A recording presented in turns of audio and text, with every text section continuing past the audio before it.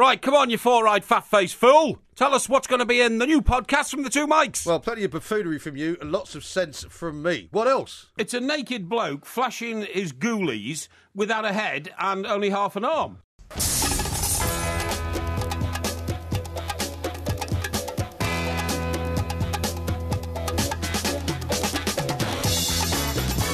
Good morning, I'm Mike Graham, he's Mike Parry. You're listening to the two mics on talkSPORT. The Virgil van Dijk story is about to take another twist after Liverpool legend John Aldridge urged the Dutch international to go on strike to help make his way to Anfield. Just 2 weeks after Liverpool apologised to Southampton for trying to lure Van Dijk, it seems the £60 million move is not dead in the water after all. But what on earth is Aldridge playing at? 08717 22 3344. Also coming up on the show, we'll look at the most annoying gadgets ever made. We'll pop down to Glastonbury, and it's Ask Porky, of course, the one place where you can get invaluable advice on any number of problems. Just post your questions at the two mics on Twitter or find our Facebook page and put them there. You're listening to the two mics with me, Mike Graham, and Mike Parry on talkSPORT.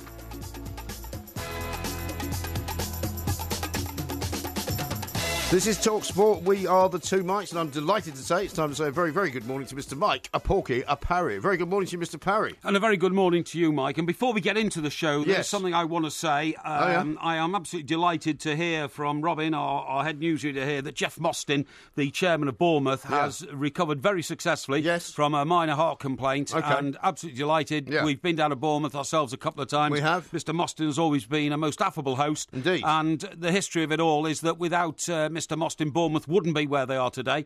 So he's a major figure in football in this country, and I'm absolutely delighted to. Well, that's very nice that of you. he's very up and running. Uncharacteristically pleasant of you. Normally, you kick off the show with some kind of vitriol, either against me or against somebody else. What's come over you? The vitriol against you will come later. What's come over you? Why have you suddenly turned into Mr. Nice Guy? Nothing has come over me. Mr. Mostyn is one of the most amiable gentlemen that we've met whenever we've been to football. I've been to. Well, I'm not sure he would say the same. No, of course he would. I've been to more football grounds than you because I follow Everton, and most people in most. And I presume you'll be going back to Bournemouth for the Everton fixture. Well, I would love to, because of course my family are based in Bournemouth, and it'd be nice to see Mr. Mostyn in person. When is that? The Bournemouth one, I think it's this side of Christmas, but I'm not altogether sure. But I will double check that out. But anyway, look, can't I say a few nice words about somebody without you suddenly getting all mystic? Well, I mean, I'm just assuming that there must be a fixture coming up soon at Bournemouth. What's that got to do with it? Well, because the only reason you would be motivated to wish somebody well. Rubbish. That's absolutely. How dare you? Dare you put my concern for Mr. Mostyn together with the we're all very happy. The tawdry little idea that I'll be sneaking around looking for some kind of favour. Listen, mate. All I can say is it's very uncharacteristic of you to wish somebody well. So that's an absolute disgrace. And by the way, when I go to Bournemouth, Mr. Mostyn never gets involved in where I'm sitting or anything like. He's completely. No, he makes sure you know we're near where he is. I think is probably the best way to describe it. And I seem to remember the last time we were supposed to be going into the boardroom for a drink, and then he decided to cancel the party. Well, that's all he wanted to me. I didn't want to see you. No, it wasn't. That was nothing to do with me. And listen, why do you have to turn this into a tawdry tale? I say a few nice words about somebody, and all you can do is try and find something sinister. All I can say is I fully endorse your best wishes that we send them both from both two mics to Mr. Mostyn. Very well done for recovering and a speedy further recovery as well. That's right. Now, meanwhile, there are some things afoot that we need to discuss because people are getting very worked up about John Aldridge, Liverpool legend, who's been given an interview to a newspaper in Ireland. That's right. In which he's basically urging Virgil van Dijk to go on strike. Virgil van Strike is what it says on the back page of the Mirror. Yeah, you say urging, and that might be a little bit strong, but I mean, without a shadow of a doubt, he says there are ways that players can force transfers. He says Van Dijk needs to make the next move, and I reckon he will tell Southampton that he wants out and he wants to go to Liverpool. Players can hold clubs to ransom if they want to move, and big money offers are coming in. Yeah. That's the way of the world now. Let's just go back a couple of sentences there. He needs to make the next move. That's now, as far as I'm concerned, that's him urging the guy to make the next move, isn't it? Well, you're absolutely right. The report that I'm reading it from, Virgil van Dijk is being urged to go on strike to force a move from Southampton to Liverpool. They're not our words, they're the words of a report in a national newspaper this morning.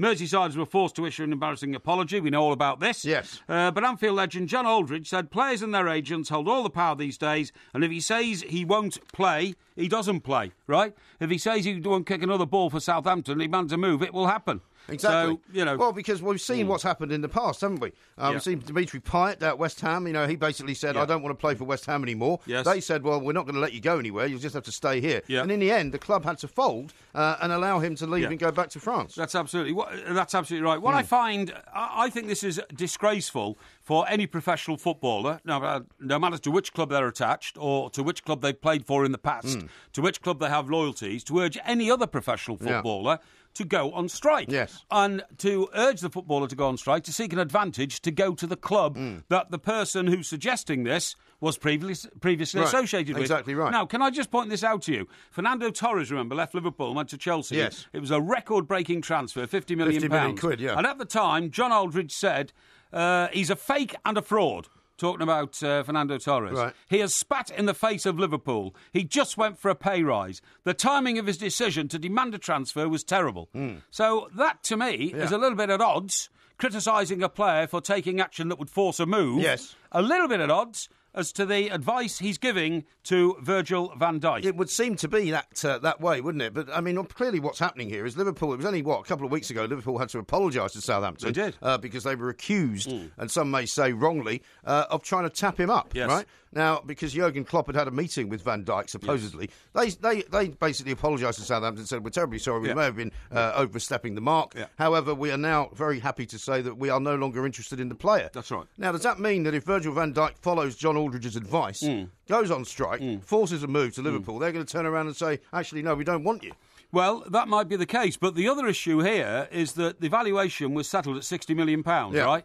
Now, that is in a, properly constructed transfer deal. Yeah. But if this takes place and Virgil van Dijk makes it clear, I am never going to play for Southampton again, therefore he's gone on strike, he has also altered the market value of himself to Liverpool. Because if he's not going to play for Southampton, they have to get shut. Sure. So why should they stick to the £60 million? Why are you saying they get him agreed? for less money, you mean? They'd get him for a bargain price because he's a player who's made it clear he doesn't want to put a pair of boots on for Southampton again. Yes, well, we want to hear from people on this one because obviously, I don't think it comes as any great surprise to people that, footballers hold all the cards and their agents sometimes force them to do things that the fans don't like. Yeah. But it's not right, is it? 08717 22 3344 is the number to call us on. And, of course, you can find us on Twitter as well, at the Two Mics. Would you like to give the number out in your own inimitable style, Mr. Of course Parry? I will. This is the non-mangle-mouthed way of giving out the number for callers. It is 08717 22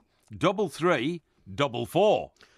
Here's one from Underhill who says, at the Two Mics, if Liverpool now sign this player, they should be deducted points. It is clearly tapping up. Yeah. Keith says LFC are embargoed on academy transfers. They reoffend Van Dijk and escape any sanctions. Any other club would be punished by now. I don't know if that's the case, but certainly you'd have to say that the footballing authorities might have something to say about what John Aldridge has apparently said to Virgil van Dijk. That's right. And Luke is saying, could you please wish me a happy 16th birthday? Who's that, Luke? Luke, yeah. Luke, have a very happy 16th birthday, mate. It's a great age to be. Enjoy it. And I wonder if you're on your way to Glastonbury. Because a bit later in the show, we're going to talk a bit of Glastonbury. We are going to talk a bit of Glastonbury. And two young ladies who I saw struggling to get there this morning. Did you? Don't get there till this time tomorrow. Well, today's the big day, I think, that everybody travels, don't they? They take tomorrow off. It becomes sort of, West London in Somerset. It all everybody goes, basically, the whole media community. In fact, somebody was on Twitter earlier on saying that they wondered if the sort of slightly attendance being down at Ascot was due to the fact that Glastonbury's on in the same week. Well, could well be, or it could well be the heat. Some people will not go because of the extreme heat. The other issue, which I've had plenty of inquiries about, is the listeners today want a bulletin on the sciatica situation. Oh, they want a bulletin on it? Yeah, which is not good. Well, are you going to be issuing one of those? Yeah, well, at some stage on the show. Why don't don't you just get it sorted out instead of moaning and groaning and bleating on about it all the time? Treating sciatica is the most difficult medical problem we have because the sciatic nerve is embedded so deeply in the flesh of your body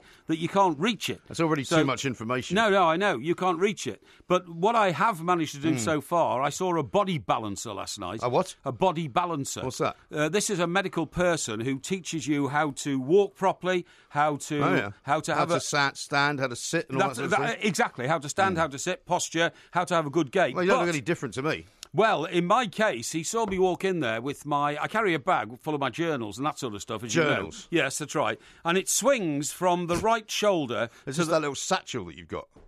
It's a bag. It's a satchel. It's a very expensive bag. No, it's not. It's made of like jeans material or something. And it swings from the right shoulder to the left hip, okay? Now, when he saw me walk in with that, he said, I've got the problem. So, anyway, when I walked out, my bag was more like a rucksack type thing. It was in the middle of my back. Well, you can't have a rucksack, can you? No, I'm not a rucksacker. But anyway, believe it or not, believe it or not, by the time I got home, the effect was that I was no longer suffering searing pain in the lower back region. Oh, that's good. But it felt like my thigh was going to burst on my right leg. Really? Because that's where the pain has been transmitted to, down the sciatic nerve. So you're still in pain? In terrific pain. So this guy's a quack then, No, he's not. He says it'll work its way out of your body now, but he's got it going. Oh, right. Yeah. Interesting. Yeah. Well, we'll find out some more about Porky's medical problems. We'll also be talking Liverpool, of course. We want to hear from you. 08717 22 3344. This is talkSPORT. Got a lot of tweets coming in on the subject of Van Dijk and on Southampton and on Liverpool as well. We're going to take some calls. 08717 22 3344. Stephen says this: Van Dijk has previous for going on strike and was left out at Celtic versus Dundee because his head wasn't right after a rejected bid. Is that which right? is an interesting piece of information. Yeah. Let's talk to Laban, who's up in Liverpool. Yes. Or he's a Liverpool fan, I should say. Laban, very good morning to you. Good morning, how are you? Yeah, very well. Very What would you like to say? I'm on the John Aldridge situation. I think there's a thing that's prominent in this country is that we've got freedom of speech. And I think he's just obviously voicing his own opinion on the situation. That is a situation that is prominent in football.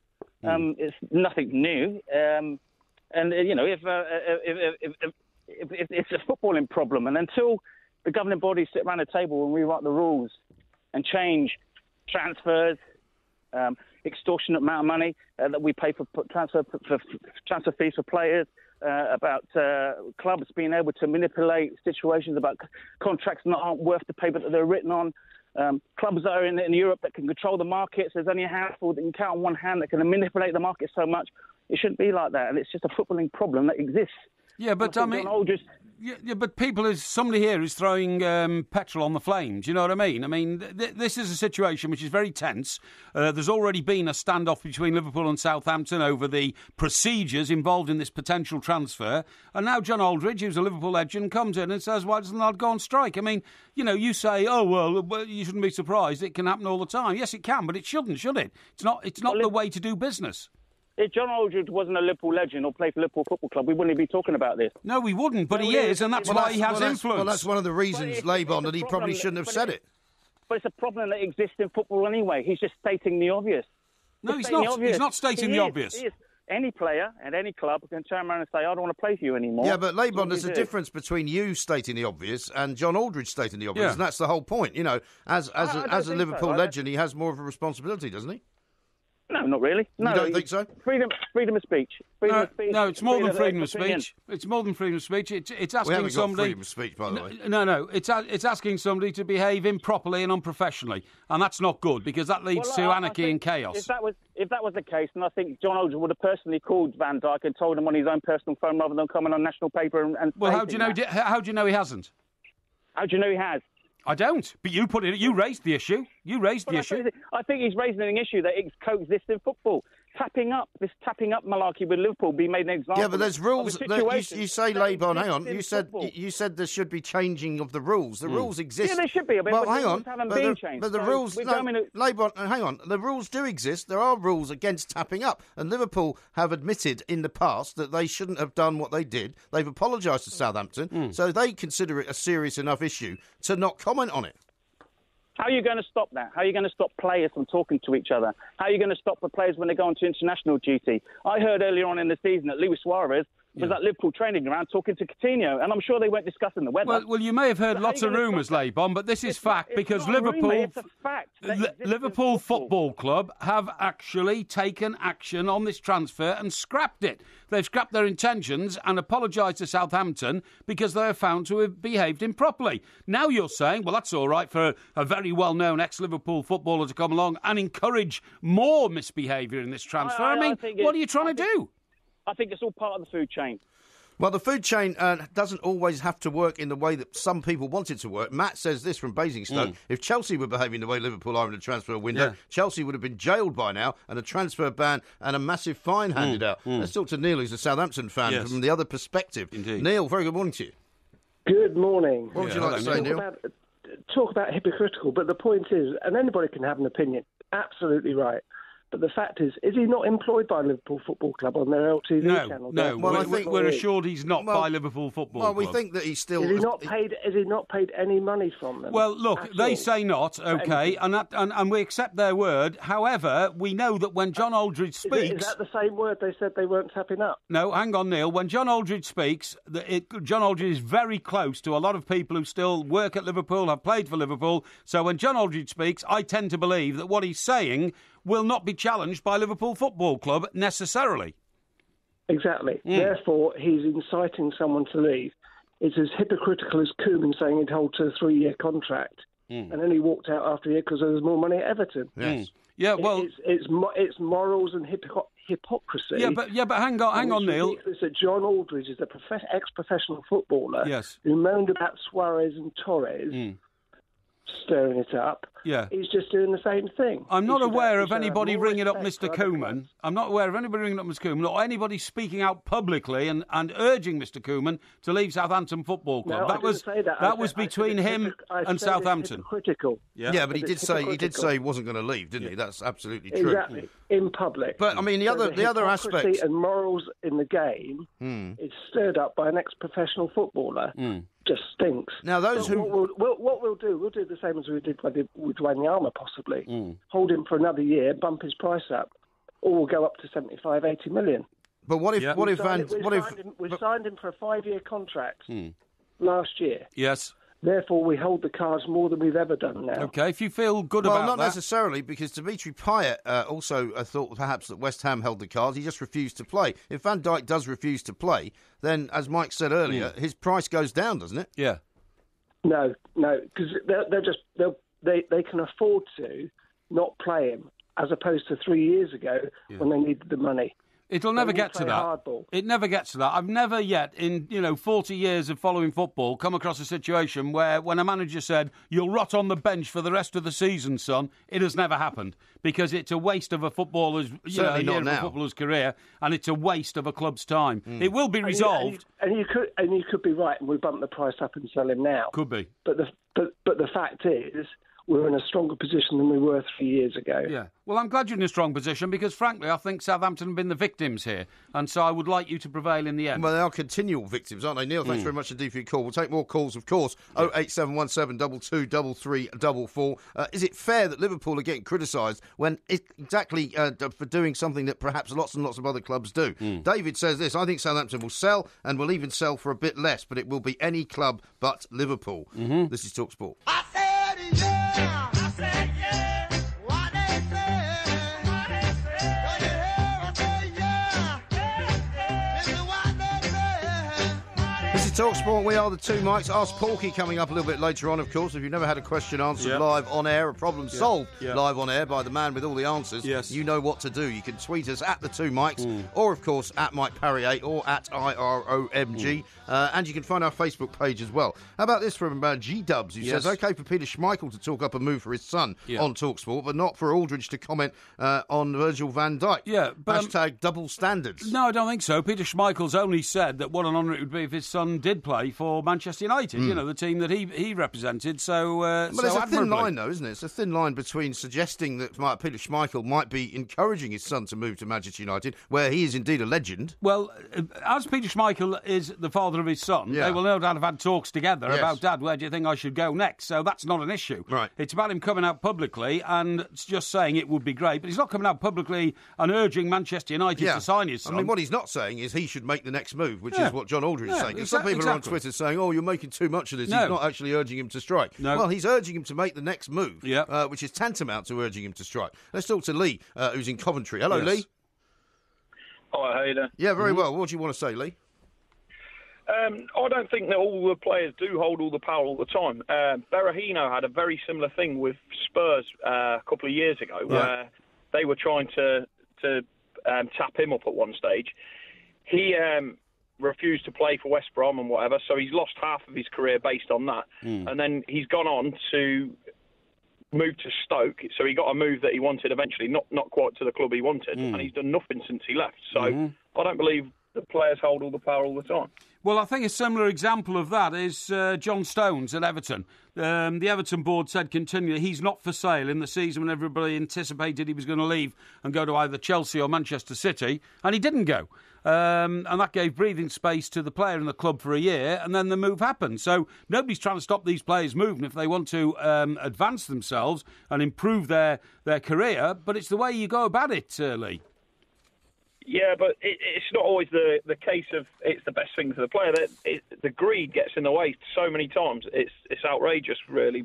These players think they know best. They go and leave the clubs where they're playing, and you've got Man City and the likes of stockpiling players, and it just hampers their career. Well, Gordon Gekko, remember, Lee? Gordon Gekko said greed is good. He's a fictional character. Well, it doesn't matter. He said greed is good, right? And what he meant was, he said, unless we have aspirational and ambitious people, then, life won't get better. You know what happened to Gordon Gekko, don't you? Gordon Gekko ended up wandering around... He went to prison. He ended up wandering around Central Park in the rain, trying to convince, what's his name? Charlie Sheen, that's right, Martin Sheen's son, that he'd been a fool and done it all wrong, not knowing that Charlie Sheen was wired up and then handed the tape over to the cops, and then everybody went to jail. So in his case, greed wasn't actually very good. Lee, listen, thank you very much indeed. I'm sorry we had to go on a strange tangent about Wall Street. How about this from Ricky, who says, anyone who says Liverpool should be deducted points for tapping up players is deluded. Tapping up happens from all teams. Yeah. Let's talk to Mark, who's a Newcastle fan. Hello, Mark. Yeah, morning, lads. How you doing? Yeah, very good indeed. What would you like to say? Well, I just think that contracts being worth now in football can be changed. I mean, I don't think there's anything wrong with putting in a contract that if you force a move, you have to pay the remainder of your wages for the remaining part of the contract. Yeah. Because what happens is that the fee that the club gets is less than it should be, just like Payet, because he was always worth more than 22. But he just signed a 5-year contract on like $100,000 a week. And if you're going to force a move, because all you're doing is cheating the club and cheating the fans, then the player can pay the wages that are still due under the contract. And that won't stop them from going, but it means the club and the fans get compensated. Yeah, but that's huge. In this case, he's got a 5-year contract. You've got to pay 4 years of his contract now. He'd spend the rest of his life paying it. But you hear of these players in Europe who've got release clauses, though, right? Yeah. Sorry? Yeah, he moves for more money. No one moves for less money into a lesser club, do they? Yeah, but I mean, okay. So if he moves to Liverpool and he gets $100,000 a week on a 4-year contract, right? Yeah. And he has got 4 years left at Southampton on, say, $50,000 a week. Then you're saying he's got to pay the difference between £50,000 and £100,000 a week back to Southampton for 4 years. Yeah.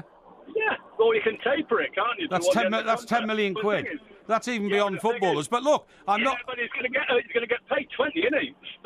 well, I'm not knocking your thinking plan, Mark. The last caller talked about greed. Footballers aren't, really that happy to go around handing £10 million back to clubs they've just left. Well, that's true. Mark, thank you very much indeed. Yeah. A couple of tweets to read out to you from Darren. He says, I think Berbatov was dropped to the bench whilst he was pushing for the United move. Well, funny enough, Berbatov actually refused to come on to play for Tottenham in a league game against Newcastle in October of 2007, right? Because he was annoyed at being put on the bench in the first place. And then later, he went on strike again because he wanted to push through his move to Manchester United. That's right. And Raheem Sterling, of course, famously had a problem at Liverpool before he went off to Manchester City. Well, it was his manager who did all the talking there about, he is going, we're telling you, it's a 1,000,000 to 1 chance he'll stay here. He got very combative. Yeah. And it's when the combative stuff starts kicking in that then it's the beginning of the end, isn't it? The same as it was with Payet. But for example, look at it from the other perspective, right? Say you're a player who's not in demand. Say you're Ross Barkley, for example. Sorry to pick him out of the air. No, you're right. We're learning this morning that Spurs are less interested now in hiring him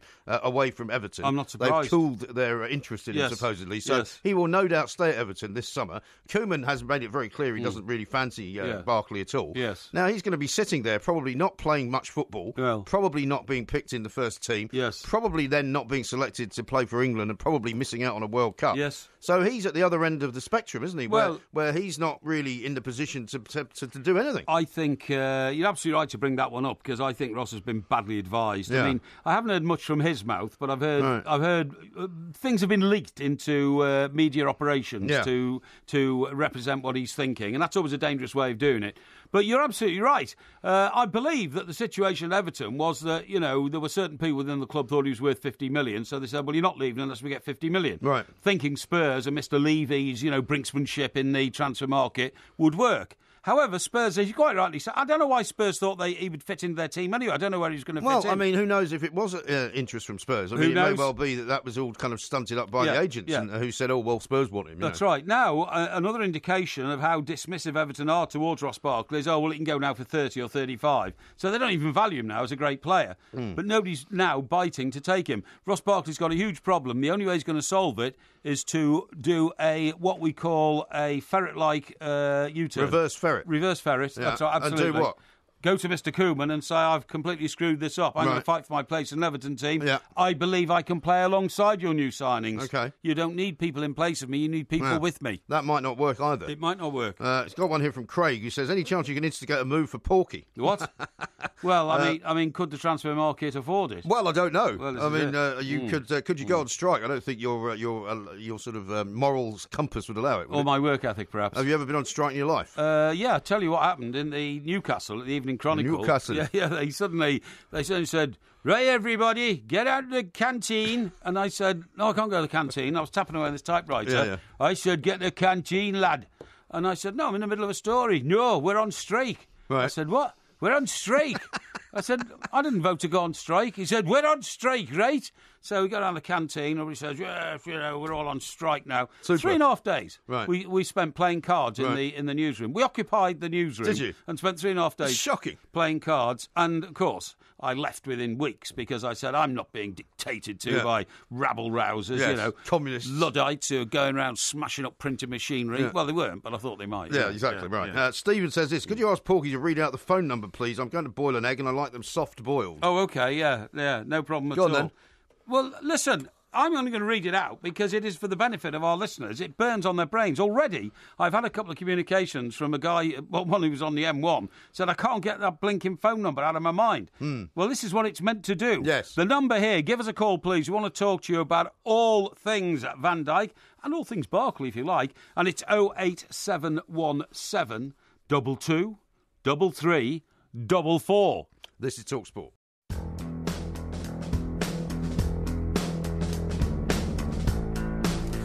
This is the Two Mics on talkSPORT with Wix. Save 35% I should say, on selected lawn mowers like the Flymo 37cm electric lawn mower. Was $79.99, now just $49.99. This is talkSPORT. We are the Two Mics. Ask Porky coming up a little bit later on. So if you've got a problem that needs solving or just a dilemma that you don't know the answer to, by all means tweet it at us, the Two Mics, and we will solve it for you a little bit later on. Right now, though, time to go down to Ascot because, of course, it's Gold Cup Day and 14 horses will compete. The Order of St George supposedly is going to be the favourite. Let's talk to Rupert Bell and find out what's going on. Rupert, very good morning to you. Morning, Mike. Yeah. It is cloudy. I'm feeling comfortable for the first time in the week. Excellent. That's the way I like it. Yes, there was definitely a slight coolness in the wind this morning, I would have said. But massive day down there, of course. Has anybody found Mr. Brazil yet? That is still one of the great burning questions in these confused and bewildered times. Yeah. Where is the lesser spotted Brazil? And basically, we're optimistic that there will be a recovery happening over the next 24 hours, and he'll be back doing the breakfast show. Absolutely. Tremendous. Now, it's also Ladies' Day today as well, right? Yes. No, I'm going to correct you. There is no such thing as Ladies' Day at Ascot. Is that right? What they basically refer to it Gold Cup Day because every day is sort of not treated any differently. Yes. So they just see it as just another day because that came about back in the dim and distant past and sometime in the 1800s when someone in the Times said on this particular day the ladies were looking absolutely fantastic. And that's how the phrase Ladies' Day ending up being phrased, but it's got nothing. Ascot would, they'd shout you down from the great rooftops for referring it as Ladies' Day, because every day is treated equally, and the ladies are all treated equally on every day. And you're absolutely right, and a gentleman like you would be the first to correct us on that one, Roop. Thanks very much indeed. Now, Roop, your brother's horse in the 420 is Big Orange, right?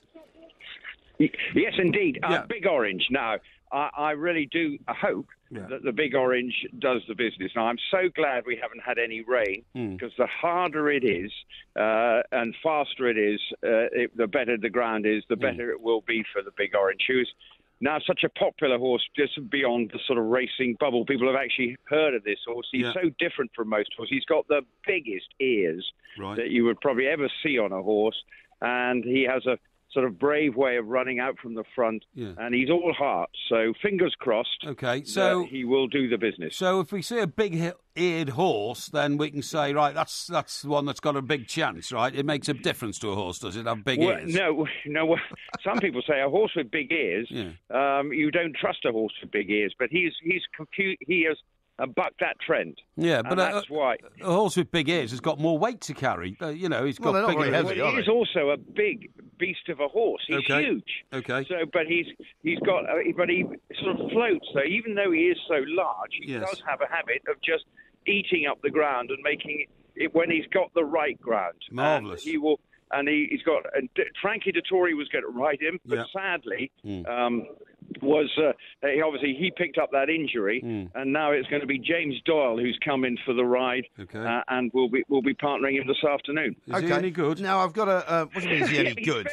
Good. Of course he's good. Yeah, good. He's in the Gold Cup. All right. Okay. Yeah. Good. He's already had winners here this week. Excellent. So, Excellent. The Doyler, as he's known, is one of the best jockeys around. Exactly right. Now, Rupert, I've got a tweet. I've got a tweet here from Bob in Sheffield who wants to know about Ronald R, which is a horse in the 5 o'clock, which he says your brother's also trained. Indeed. I would suggest a little each way on Ronald R is not to be discounted, and that is the race after the Gold Cup. So, and it's also owned, like Big Orange, by Bill Gredley, and who's been a great supporter of my brother's in recent years, and will hopefully have a chance of coming good this afternoon. So I'm Bob. Have a little each way, but don't put your mortgage on it. Well, it won its last race, I'm noticing, looking at its form, so it's in another form. Now, Rupert, can I just ask you this? Your brother Michael's an outstanding trainer. He's trained a horse that's won the Epsom Derby, but how does any trainer in the racing business think they can compete against the genius of Aidan O'Brien, who just seems to, win everything that comes along? Well, you make a very good point, but he's got the quality of the horses that he's got, sets him, that's how he every year has the quality of horses, and it does make it hard. So that's when, trainers like my brother need a stable superstar that can help put them on the map or keep them on the map, whilst Aidan O'Brien is cleaning up everything before him. So I'd have to say that it is very tough, and remarkably, Aidan O'Brien has trained 300 Group 1 winners in his career, whether it be on the flat or jumps, and an incredible performance. And he did it yesterday, obviously, with Highland Reel. Hopefully he doesn't have his 301st today, but I think we'll have a couple more before the week's out, because Caravaggio and Winter tomorrow look to have... will be very short price favourites to win their races tomorrow. Well, let's hope the rain stays off for your brother's sake for the Gold Cup at 4:20. All the races, of course, live on talkSPORT 2, as well as the talkSPORT with the Gold Cup and a couple of others as well. Just with your other hat on for Aston Villa, Rupert, we wanted to ask you about John Terry and the new deal that he's just signed there. Or might be about to sign. No. We don't need him. No? No, I'm sorry. I know he's had a brilliant career, but that's not... We don't want someone who's going to be on a huge contract like that. Is he going to be worth that money? Yes, dropping down a division seems a sensible thing to do, but I just don't feel it's the right thing to do. We should be building for the future, not going for a short-term investment that's going to cost us a lot of money. Well, I am dead against it. Now, I may be in the minority amongst Villa fans. I don't know. But in my case, I am definitely against it, because I don't think it's our defence that's a complete problem. It's actually finding some creative juices in midfield, because if you look last year in the Championship, most of the teams had to be creative. You can't just graft and sort of work your way out of that division anymore. You've got to have a bit of flair and something about you. And at the moment, we don't have enough creativity good players, but nothing that sets us apart from some of the other teams in the division at the moment. Well, you might remember Dave Mackay, Roop. You know, you're old enough to remember him. He left Spurs, went to Derby when they were in the second division, mastered them as a leader, took them up to the first division, and then won the league title with them. And then later on, as manager, managed them to another league title. So you never know. John Terry could be on the brink of something very exciting. Well, yes, and that, you know, with the Cloughie renaissance of Derby Absolutely. back then, yes. But I do remember that. But is he, you know, I think this is a different time. At what age was Dave Mackay when he went there? About 33. Yeah, well, how old's John Terry? 36. Yeah, 36, I think, yeah. You're right. I'm sorry, it doesn't rock my boat. I may be wrong here, and I mean, I trust Steve Bruce. I'm very much in his camp. Yeah. I believe he can get us out of the division, but I don't think we should be paying that amount of money, what his weekly salary is going to be, and will he be good? Will he be able to unite the dressing room? Yeah. Or does he just feel like a guy, you know, is it his version of going, instead of leaving to go to China, is going to Villa because they think they've got the cash, and we do have Dr. Tony and thinks it's good for the ego. I want to know. I'm not convinced. Okay. No, that's a very good point. Rupert, thank you very much. Thanks very much, Rupert Bell, of course, down at Ascot, where the Gold Cup takes place at 4:20, live on talkSPORT 2, and 3:40 races live here on talkSPORT, as well as the Gold Cup, of course, as well. Lots and lots of other tweets coming in on the subject of your sciatica, actually, funnily enough. People have got some great advice for you. Oh, have they? I would appreciate that. I'll be giving you some of that a little bit later on. Okay, thanks. Jay says this on the subject of players breaking contracts. If a player refuses to play, just don't pay him. Must be surely breaking his contract to play football if he won't play. That's a good point, isn't it? Yeah, it is a good point, but remember, this guy hasn't refused to play yet. You know, Mr. Van Dijk, we're in the closed season and all that kind of stuff. He's not yet refused to play. He's not said, but we've had cases where that's happened. I mean, with Carlos Tevez, yes, when there was that business with Mancini thinking that he wouldn't come on, and then they said it was a misunderstanding. Yes. He didn't realise he was supposed to come on in that UEFA Champions League game. Yeah, and said, there were allegations. He said, I'm not coming off the substitutes bench. Yeah, that's right. But you get away with that one way or the other. Either a manager can say he wasn't in the right frame of mind, or a player says, I'm injured. Yeah. And, you know, if a player says, I'm injured and I can't go on... I suppose there's always ways around it, Of course there is, absolutely. Indeed. Yeah. We are the two mics. This is talkSPORT. Coming up, don't forget, we've got Ask Porky a little bit later on. We've got loads of really good questions, but if you want to get one in under the wire, as it were, by all means send it in at the two mics on Twitter, or find our Facebook page and put it there. This is talkSPORT.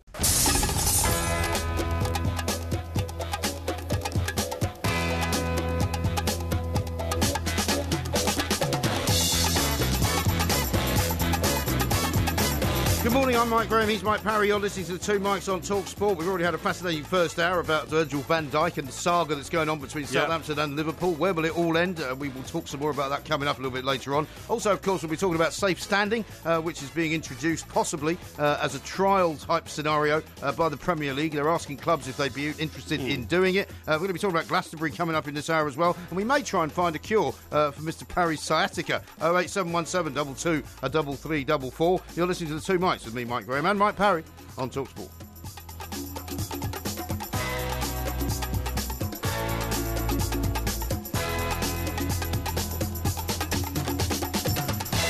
This is talkSPORT. We are the two mics. It is, of course, Ask Porky coming up a little bit later on, of course, as well. So if you've never had a problem solved live on air, now's your chance to have it done. Mr. Parry is the font of all knowledge. Now, I've got something to point out to you, and possibly to Mr. Rupert Bell, because he spent a great deal of time rubbishing my suggestion that it was Ladies' Day down at Ascot today. And Danny has very helpfully sent me a tweet, which has been put out by Ascot Racecourse, right? Which is, of course, the official Twitter account for Ascot, in which it says, and we're off. The gates are open for Ladies' Day at Royal Ascot. OK, and where was Rupert broadcasting from when we were talking to him? He was at Ascot. At Ascot? Where he said it is no absolutely sort of terrible to try and describe them as Ladies' Day because they don't have Ladies' Day at Ascot. Anathema. according to Ascot Racecourse. Okay, yeah. Okay, According to Ascot Racecourse, it is Ladies' Day. They Okay. call it Ladies' Day, and there's no reason why we can't call it Are you Ladies' Day. sure Roop hasn't gone to Epsom Downs? Do you think he might be at the today? wrong, Just in case he might be at the wrong place? Is it if he can't Lingfield see. Park or something? Yeah, Lingfield Park or something. But anyway, well, that's fine. Roop knows everything thanks, about Roop. everything. I think Roop was just perhaps being a little bit too politically correct there. Do you think? I think so. That's not like him, is it? No. Now, you know that I'm going to solve all the problems for people a bit later on in the show. Yeah. I do hear that some kind listener may be able to solve a problem for me. Yeah, well, that's very possible. We're going to talk now to David, who's a Manchester United fan, who says that he's found a cure for sciatica. Brilliant. So he might be able to help you out. David, a very good morning to you.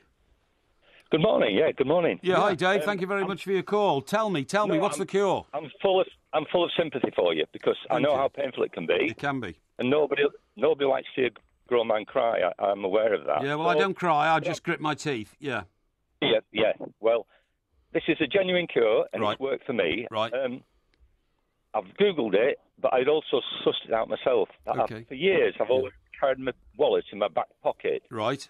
And I'm assuming your wallet's a lot thicker than mine. So, and I know that you spread your money about in soup cans and bean cans, Yes. but imagine your wallet permanently in your back pocket, Yes. not sitting comfortably. Yeah. I've moved it across to my left pocket, Right. cured after 6 months of pain and misery. That doesn't surprise me at all, David, because things like that can happen. Now, I went to see a bloke last night, and he noticed I was carrying what Mr. Graham describes as a satchel with all my information documents in it, you know, my journals and all that.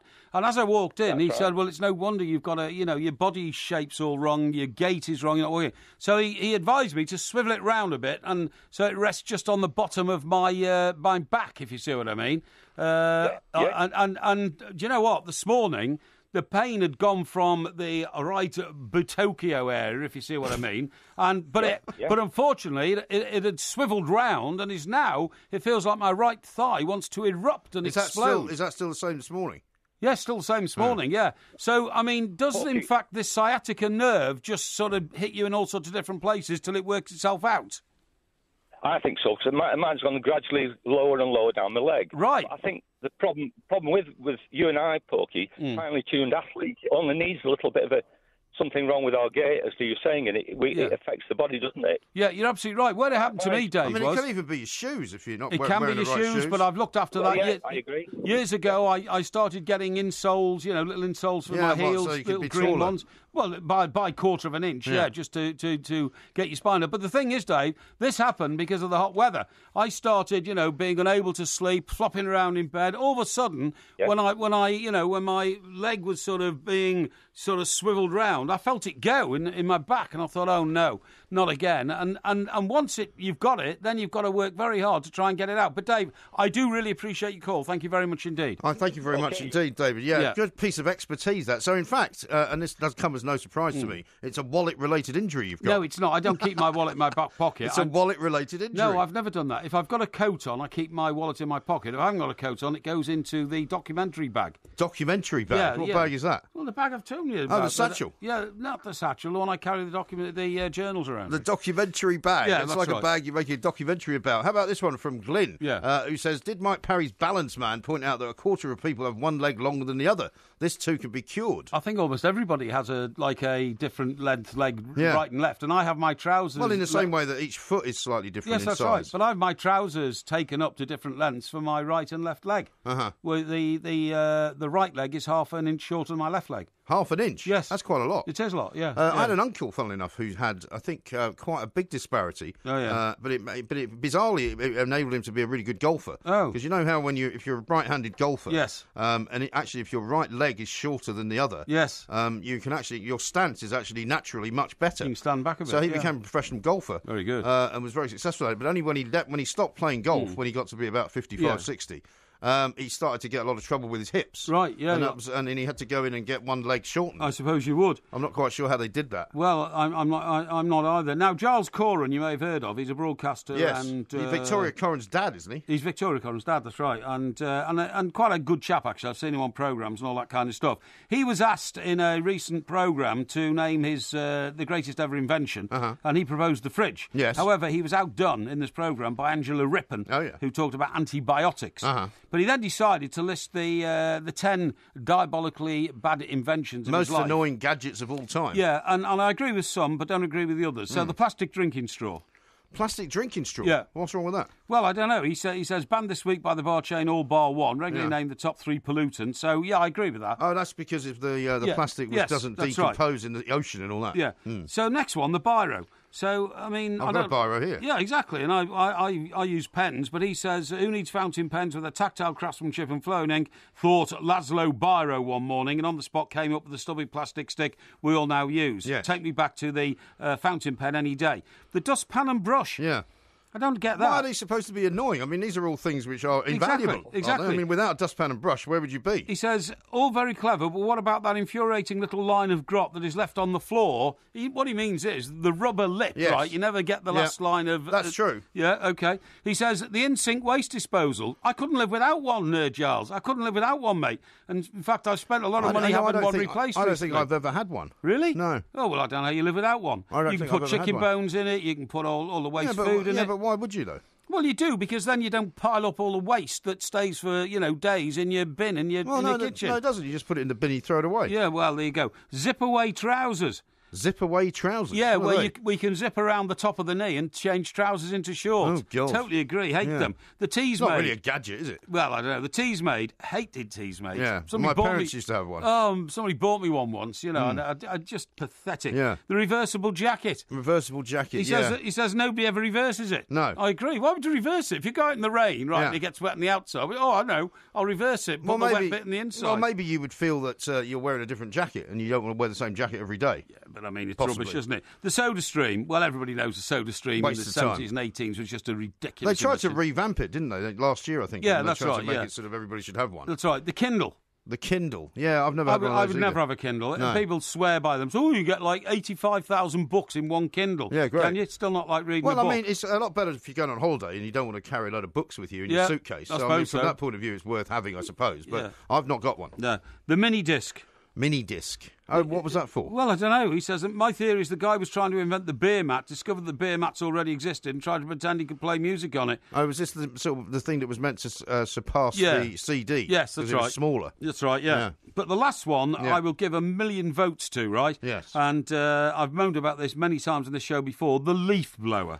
Ah, yes. Sadly, people no longer want gardens. They want low-maintenance areas of tarmac to put the cars on. This means leaves fall from trees from other areas, have nothing to mulch down on, so they have to be blown away. So what do we do with them? I know we fire up a diesel-powered reverse vacuum cleaner and blow them down the road into the yard of the selfish... he says, bastard next door, who blows them onto the next guy, who then gets fed up and blows them back into your space. And then there's a big sort of windy day and they all blow back anyway. They all blow back anywhere. I agree. The leaf blower I think the leaf blower is definitely the worst out of all of those. The most ridiculous invention of all time. Exactly right. Should be a leaf sucker, shouldn't they? And they suck them into a big bag and they have throw got, them away. I mean, the council have one of those, don't they? They've got that big truck that comes around and they suck them all into the tank. That's right. And then they go and throw them somewhere. Gary says this, I'm afraid. There is no cure for sciatica, Porky. You'll have to put up with the pain. But you should be used to that. After all, you do support Everton. Yes, very... So I'm afraid you're stuck with it. Well, you are stuck with sciatica. I mean, I have been to see people in the past, but one very honest physio said, look, the problem is nobody knows how to cure sciatica because the sciatic nerve is so deeply embedded into your muscles, nobody can reach it anyway. No. So you just have to really invent your own way. You may just have to accept the fact that you're just falling apart. Well, this morning, I came out for an hour, I got my dressing gown cord and I taped a hot water bottle to the area that was affected. No, seriously, I did. Because, sure you did. Because you can either put ice on it or hot water. It doesn't matter as long as you stimulate the nerve. It worked for about 20 minutes. Yeah. And then it came back. Well, you can buy these heat pads. Yeah, I know, they're useless. Are they? I've tried them. They can burn you, those things. They can. You've got to be careful. Yeah, that's right, yeah. This is talkSPORT. Rob has tweeted us in at the two mics. He says, Giles Corran's Victoria Corran's brother, not his dad. Exactly. Hashtag you planks. Well, they're a big media family. Alan Corran was their dad. Yeah. And they're a very successful media family. You get them, like the Johnsons, you know what I mean? The Johnsons, as in Boris. Well, Boris had a great deal, didn't he, when he was... Mayor of London, Yeah. £250,000 a year for a column in the Daily Telegraph every which I think he still does, doesn't Monday he? morning. I think he does them randomly now, Oh, right. because I saw he had one this morning. Oh, okay. But he's now, of course, Foreign Secretary. Right. Rachel Johnson has a column every week in the Mail on Sunday. Yes. And Was she not editor of The Lady or something? Yeah, for she a while? was. Yeah, for quite a while. I don't think she does that anymore. No, I think, but she does other sorts of And his things. dad writes occasionally as well, doesn't he? No, his dad's dead, isn't he? Well, Boris Johnson's dad. Oh, sorry, I thought it was Alan Coren. No, sorry, no.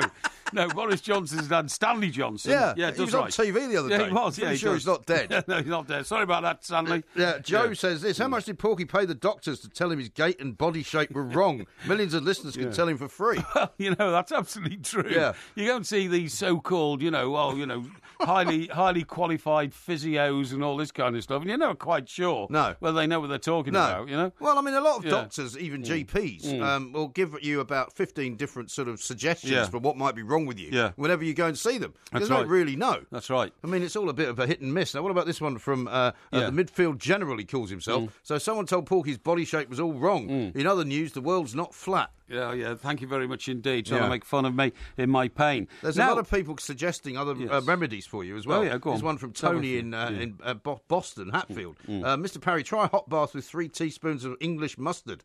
Works every time. Oh, really? It's getting in and out the bath when you've got sciatica is the problem. Well, get in as well, I presume, isn't that easy, is it? I said getting in and out. Oh, sorry, absolutely right, yeah. There you go. Now then, I was quite surprised that old Rupert, after getting wrong which day it is at Ascot, because of course it's Ladies' Day, then decided to lambast the club he supports, Villa, by telling them, don't waste your money on JT. A bit unexpected, wasn't it? A bit unexpected indeed. What do you think about the deal? Well, I mean, I think John Terry has, for years and years and years, he's been telling people what a terrible struggle it's been for him to actually play football at all. Well, he said he always plays with some sort of a niggle between 2 toes and all that kind of stuff. But it wasn't even so much as playing with a niggle. It was the fact that he is always in pain, he said. Yes. Which means that he's always having to take injections, he's always having to, treat himself in some way in order to get through 90 minutes of football. That's right. So to play sort of twice a week, I think, for a team like Aston Villa, who are hoping to come back up into the Premier League, it's going to be difficult for him at his age, I would have thought. Because, I would have thought so. He's not as mobile as he once was. He's not as quick as he once was. He's not as young as he once was. I suppose the difficulty is for Aston Villa, they might need somebody like him as a sort of leader figure, and I suppose for Aston Villa it's a good move. Whether but I think a lot of the fans might be like Rupert, because it's not exactly a forward-looking appointment, is it? Well, I think the character of John Terry has been revealed over and over and over again. Not a stalwart in his profession of professional football. Never mind about all the all the baggage that's come with John Terry over the years and all that. As a footballer, on the field, in a Chelsea kit, genuinely captain, leader, legend and all that. Yeah. Now, I don't think, you see, he would go to Aston Villa and see it as a nice, cushy little payoff I don't to see think his so career either. out. I think he would go utterly determined to drag that Villa team right up to the top of the Championship, and he would have to have assurances, I would think, from the manager, who he gets on very well with, apparently, Steve Bruce, and from the club. Mr. Wyness is the chief executive at Villa, man I know very well. He was at Everton. And they've got a new owner now, haven't they? Very competent. They've got a new owner and all that kind of stuff. And I think he would see it as generally a very exciting project at the end of his career. Because otherwise it'll just peter out, won't it? You know what I mean? And so, on that basis alone, if I was a Villa fan, I'd welcome it with open arms. Also, do you not think that as a very determined individual, one of the reasons he would like to see Aston Villa and bring them up to the Premier League would be to turn up at Stamford Bridge for a game and to say, you guys didn't want me, but look what I've been able to do here. Yeah, I would say because I think he's got a point to prove. I would say that is exactly the character of the man, and yet I would say that he wouldn't be seeking revenge in any way, because he knows that he and Chelsea have been very good for each other over the years. But just to make the point. Yeah, I do. I think that's the sort of guy he is. Anyway, look, I'd like to hear from some Villa fans on that, wouldn't you? Yes, I think we should definitely hear from some Villa fans. Would you like to give out the phone number? I will give out the phone number to you Villa fans, because I say that John Terry would be the best thing that's happened to you since sliced bread, I suppose. 08717 223344. OK, Andy says this: the mini disc is a brilliant gadget and many journalists still use them and swear by their recording quality. Great for recording vinyl. I've got I used a... I don't think I've ever had one. Well, I didn't use a... Oh, yeah, I know what the mini disc is now. It's not a disc, it's a little tape.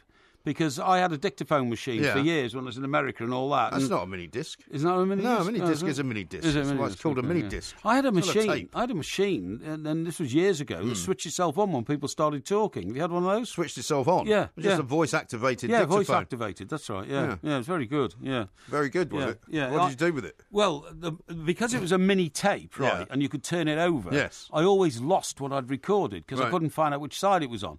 And, what I would do is I would play it back. Yeah. But in playing it back, I somehow managed to... You wiped it? Somehow. No, I didn't wipe it. I switched onto the other side of the tape. Oh, I see. You didn't have to take it out to turn it over. You see what I mean? So it could play both sides. Yeah, exactly. Yeah. Well, you and technology have never got along terribly well, have you? Never got along terribly well at all.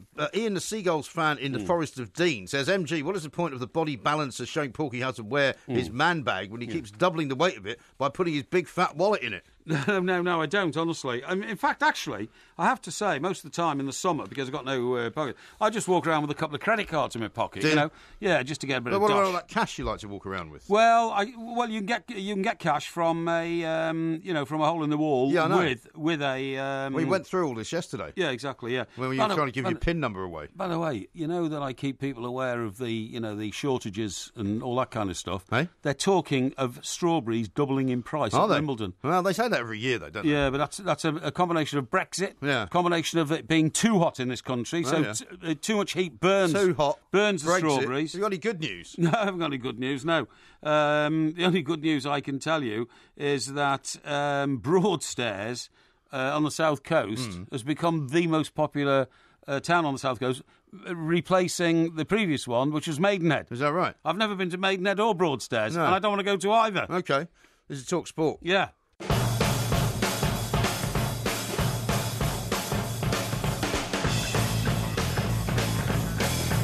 This is talkSPORT. We are the two mics. Coming up a little bit later on, it's Ask Porky, of course. If you've got a problem, a dilemma of any kind that you need solving, or just the answer to a question that you've often wondered about for many, many years, now's the time to put those questions to Mr. Parry. Yes. You can tweet them at the two mics, or you can find our Facebook page and put them up there. We've already got lots and lots of very good questions, but if you'd like something answered, today's the day. Right now, though, we're going to talk about language. We're going to talk to Matthew Engel, who's the author of a book called The Way It Crumbles. Yes.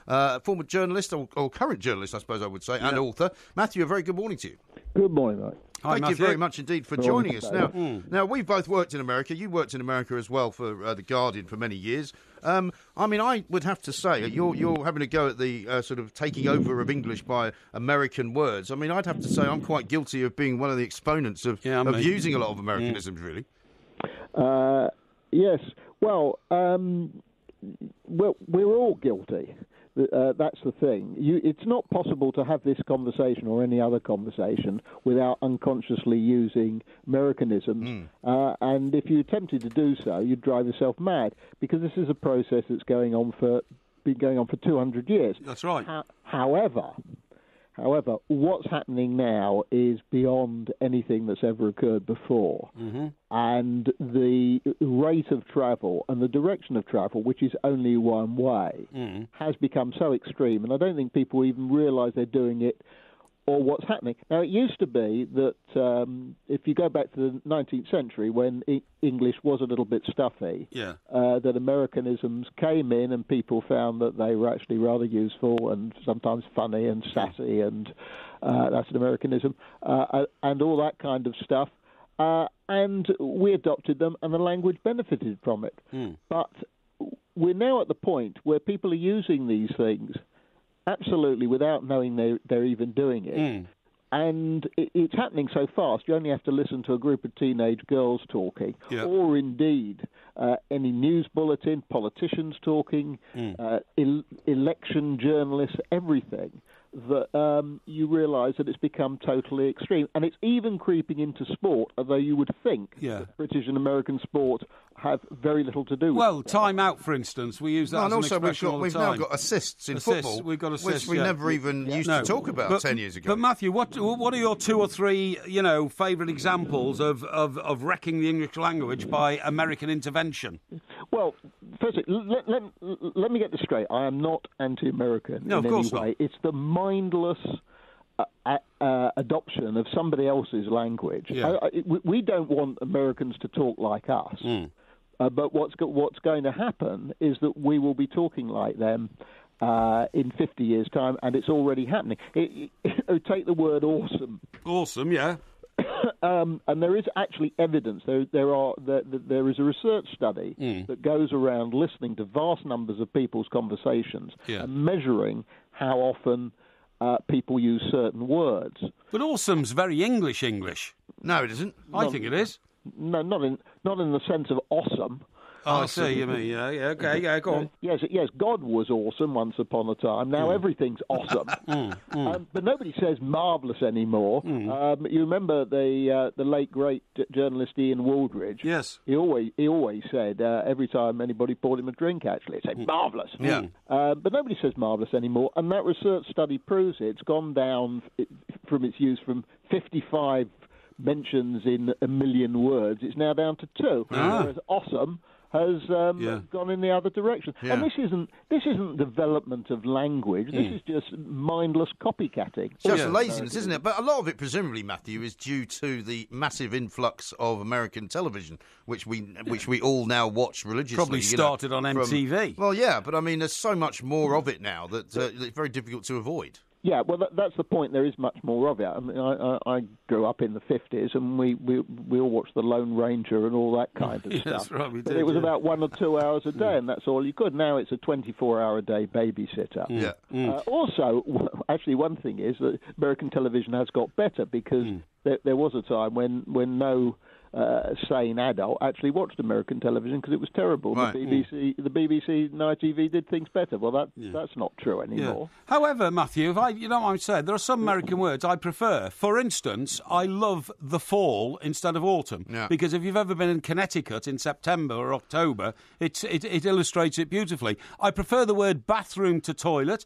To me, toilet is some little shack at the end of the garden when people lived in two-up-two-down homes, and a bathroom is a proper facility. Come on, if you don't know the difference between a bath and a toilet, I'm not coming to your house. Yeah.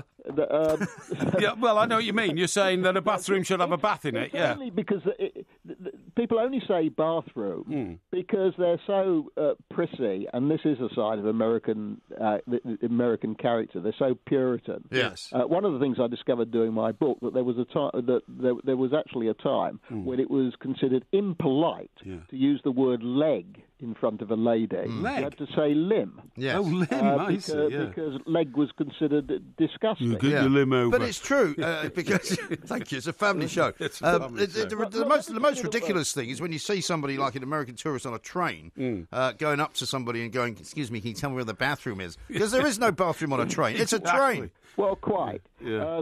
Well, it would be nice if there was one, but there isn't. Let me tell you about sport has become the worst thing, or the way sport has moved into other things. Yes. Using the number of times you hear somebody talk about stepping up to the plate. I'm sure Theresa May's used you're right. Yeah. And it's ridiculous. Now, how many people in this country know what stepping up to the plate actually means? Yes.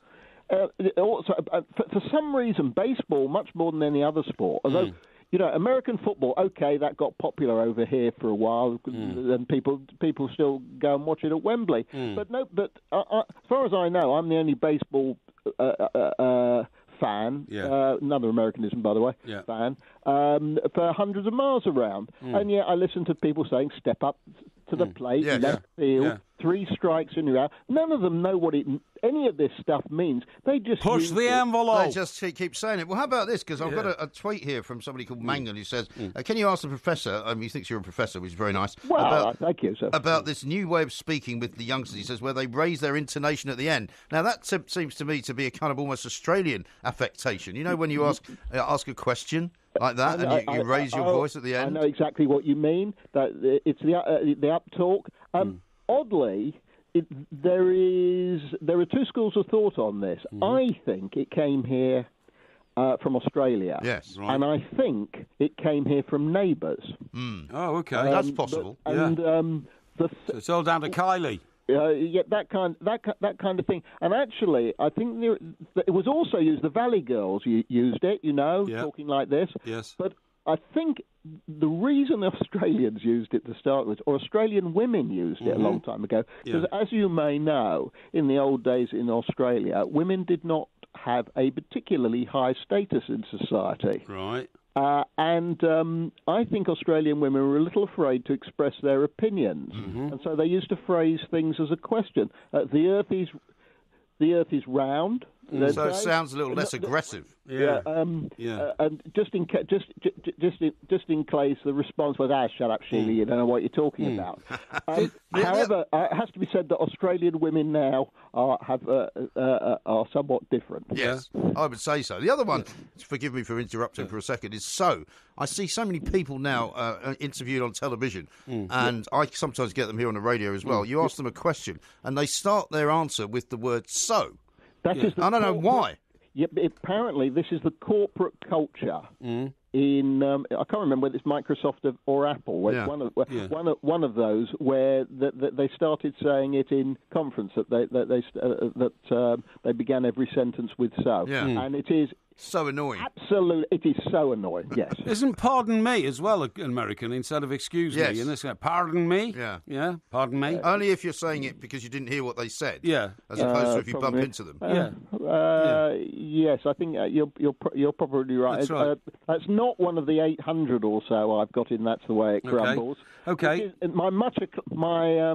It is, I should say, the most acclaimed book on the takeover of the English language by Americanisms ever written. Excellent. Matthew, time is short, and I want to put it to you that the Americans have invented some beautiful words, and my favourite word in all of the English language is splashdown. Because when I was a kid and I saw that... When I was a kid and I saw those capsules coming down with the parachutes... Yeah, but you can't use it in any context. No, hang on, Matthew. And then it landed in the Pacific Ocean, and the American commentator said, and we have splashdown. Oh, that's a beautiful word. It is very nice, and I'd be quite happy if Theresa May and everyone used that. I don't mind being called a dude, quite frankly. A dude, yeah, right, yeah. But you know, we're not picking and choosing. That's the problem, and we're not inventing anything of our own. We're just copying. And assist. If you think about you think about what. Okay, we didn't need a statistic. Football needed a statistic, a word to say the person who created the goal rather than actually scored it. Yes. But, you know, you could use something like goal maker, which would be a much more elegant way of putting it than just say an assist. It's but we never had a role in football in this country for the person who actually made the goal. Yeah. We only ever had a goal scorer. That's fine. It's become more statistical. Yeah. All sport has become more statistical, which is of course American as well, and that's okay. But we don't have to copy every single usage. They don't do it to us. Why should we do it for them? No, very good point. Well, Matthew, the book is called The Way It Crumbles. It's Matthew Engel, and it's available in all good bookstores and Amazon and all the rest of it, I'm sure. Yeah. All about how the interpolation of Americanisms into our everyday speech and is a terrible can I just say, thing. you said that Matthew, fine journalist, worked for The Guardian for a lot of years. Isn't it funny that across the top it says, Engel is a wonderfully wry comic writer, brackets, Guardian Review. Well, what's wrong with that? Nothing. There's nothing wrong with that at all. Matthew, thank you very much indeed. We'll come back to the language problems and the mangling of the language a little bit later on in the show. This is talkSPORT.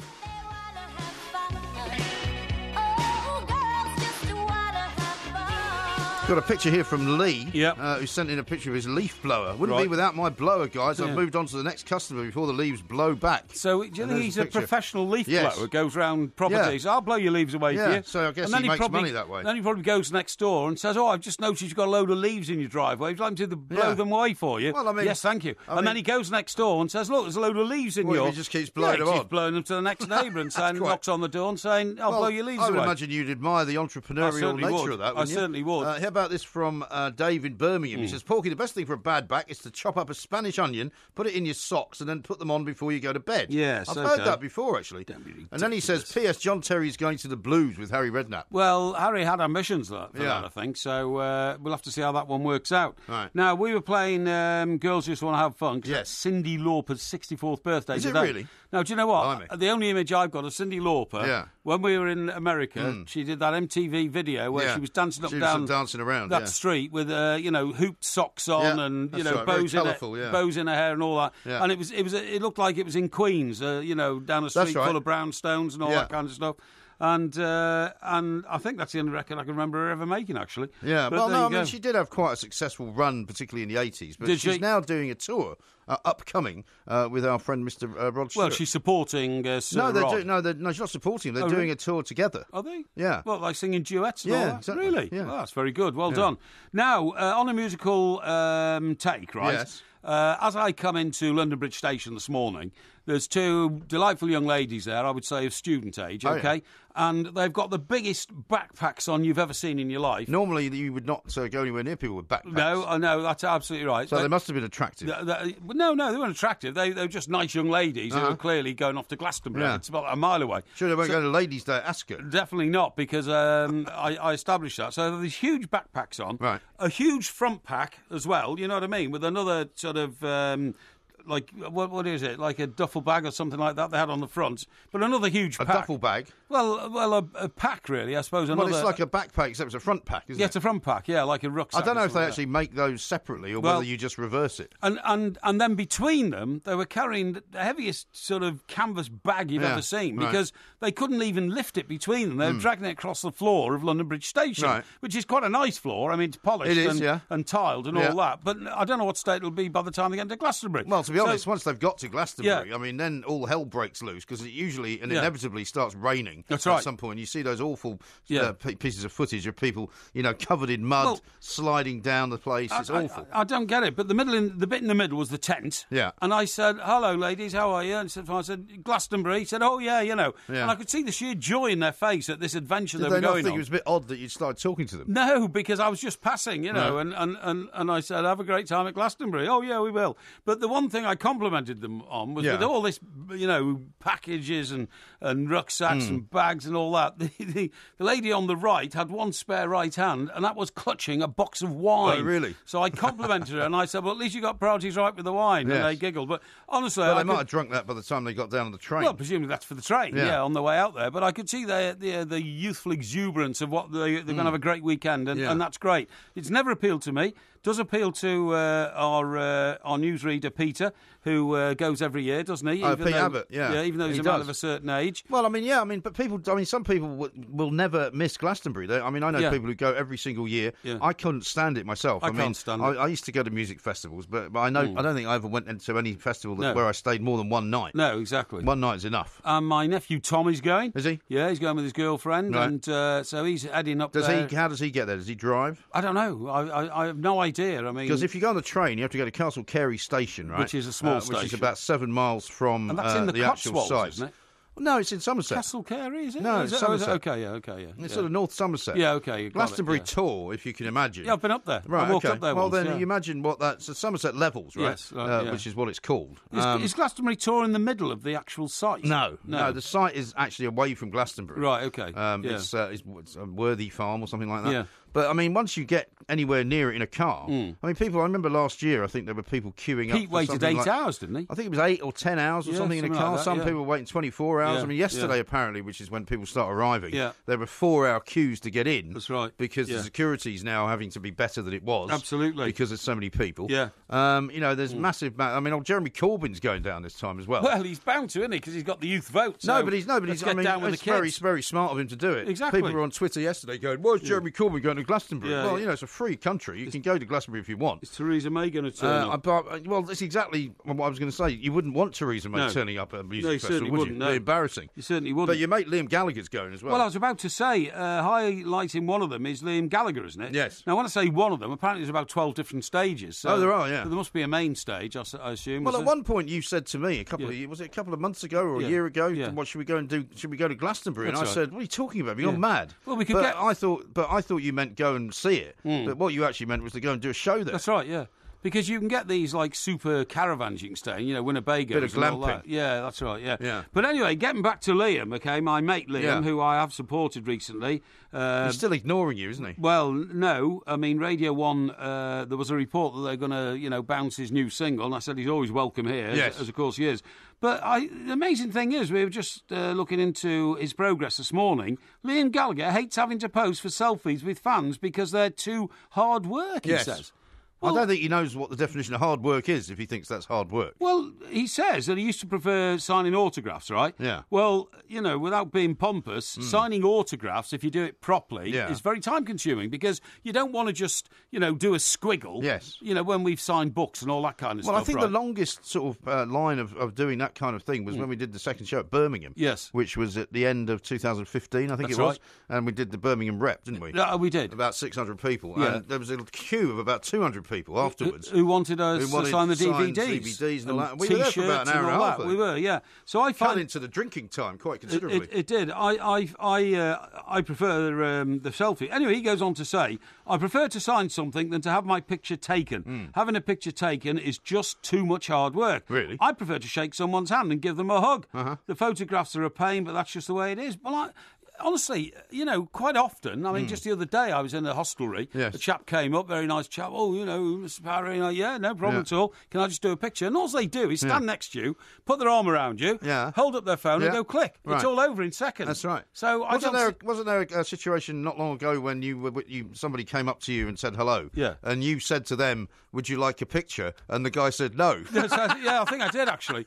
Because, no, I tell you why I do that, and it's not pompous at all. People come up and they sort of hedge their bets a bit, and how is it? How's the show going? Yeah. How's MG? I said, yeah, and how's your your heart? And then you say, do you want to take a picture? Oh, thank you very much. Yeah. And then bang, they get it, and then you've sorted everything but this guy out. said no, did he? He did, yeah, he did. Honestly, came over and was talking to me, and I said, yeah, okay, usual. I said, so would you like to do a picture? And he looked at me mystified and said, no. Brilliant. Fantastic. Yeah, exactly. Now, we've got Ask Porky coming up in the next hour. We've got loads of other stuff to do as well. We've got lots and lots of good, interesting tweets from America, from people who are listening over there, talking about the American versus English language. Good. This is talkSPORT. Yeah.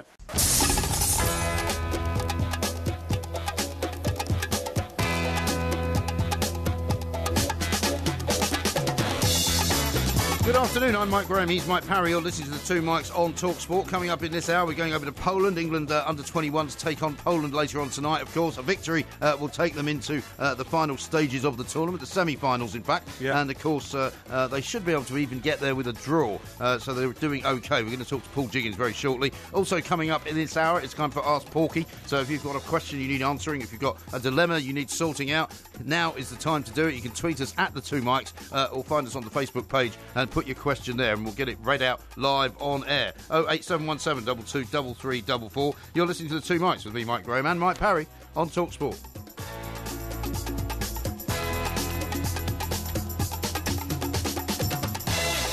This is talkSPORT. We are the two Mikes, and we've got lots and lots of tweets to read out to you, actually, from America. One here from Smokey, who says, I grew up in Connecticut. Fall is gorgeous, but our language in the US is horrible. That's why I listen to UK radio. Yeah, okay. Well, that's fair enough, yeah. And Dave says, the Americanism for the Porky would be the village idiot is babbling on again. Oh, wait, that's the same as it is in the UK. Excuse me? It's a bit harsh. Do you mind? I'm having that sort of thing. And Dan says, my sister Natalie doesn't rate you guys. She is listening right now, so can you give us some strong words? Strong words? Yeah. What about? Well, about why she should be listening. Who? Dan's sister. He says his sister Natalie doesn't rate us, but she is listening now, so you can tell her why she should be continuing to listen. Okay, is Dan a prominent listener? What do you mean by prominent? Well, I mean, have we heard from Dan before? I can't tell you that. Just making a point. Well, I just want to say, Natalie, if you're listening now, you are a very, very welcome listener. Yes. And I want to embrace you, not physically, but metaphorically, although, who knows, but certainly metaphorically, into the two Mikes family. Here's one from Daniel. He says, gents, Americans call the toilet the restroom, not the bathroom. I beg to differ, Daniel. No. We did actually live there. You yeah. know. The other one. Some people call it the restroom. It's called the restroom in some public areas, but people generally say, can you tell me where the bathroom is? That's right, it was the bathroom. You know the one I used for years after I came back, and people said, what an affectation. Yeah. It was calling the letter Z, because I always preferred Z. Yeah. And I always said, no, it's Daz, as in D-A-Z, right. which I think sounds better than D-A-Z. Than Z, yeah, absolutely. And you still do that? I still do that, yeah. Okay. Right. Now, let's talk to Paul Jiggins. He's over in Poland, of course. It looked all a bit nightmarish at one point over there for the England under-21s. They were 1-0 down to Slovakia, but they came back and won 2-1. They're actually topping the group now. So they play Poland tonight, 7:45. A win will guarantee them a place in the semi-final. Yeah. Paul, a very good afternoon to you. Good afternoon to you, Jack. So, Hi, Paul. I mean, it was one of those situations. I was running around during the last game, and I heard it was 1-0 down to England at sort of half-time or something, and I thought, oh, here we go. This all sounds a bit of a nightmare. But they recovered and played quite a decent second half, didn't they? Yeah, definitely. I mean, they went from having their poorest first half of the tournament, and probably a number of years, certainly since I've been watching them, to having the best half of football, I think, at the tournament so far. And it puts us in a great position to go through. We'll just put them in a great position to go through. But what happens then? That's what we need to know, Paul. Are this team sufficiently strong and able to get there, to get to the final, to win it?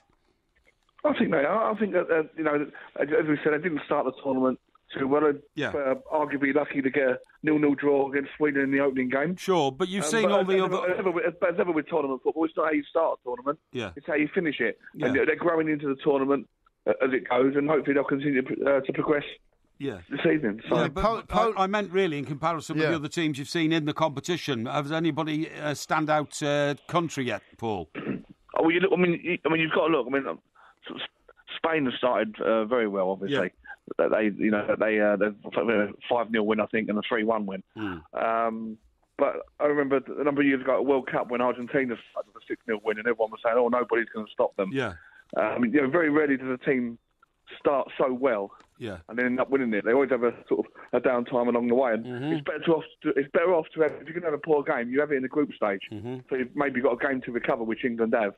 If Spain have a bad game in the knockout phase, I mean, as good as they are, I mean, I do think they're probably arguably the favourites. Yeah, that's right. Yeah. I mean, Poland don't look as if they're up to much. They haven't won a game yet. They're bottom of the table of 4. So England should be able to sweep them aside, shouldn't they? They should, but I mean, Poland have sort of showed their mettle by, coming back and drawing against Sweden. They're quite unlucky as well to lose against Slovakia. So, and they'll be buoyed obviously by the home supporters. It'll be a sellout 15,000 crowd at the Kelsey Stadium, and there'll be very few English there. I think there's only sort of a couple of hundred English fans out here. So, along with players, families, and friends. So. England have been used to it. Look, the crowds are partisan against us in the only 2 games, so this is just building up to that. They won't be worried about what's happening off the pitch. They'll be more concerned with what's on it. That's right. And if they do make it through to the semi-final, who is their likely opponent going to be then? Oh, this is what we don't know at the moment, because we're at a stage where it's a very odd tournament. We've got 3 groups, and from those 3 groups, we've got to get 4 semi-finalists. So the way they're doing it is the group winners go through automatically, and then you have the best runners-up.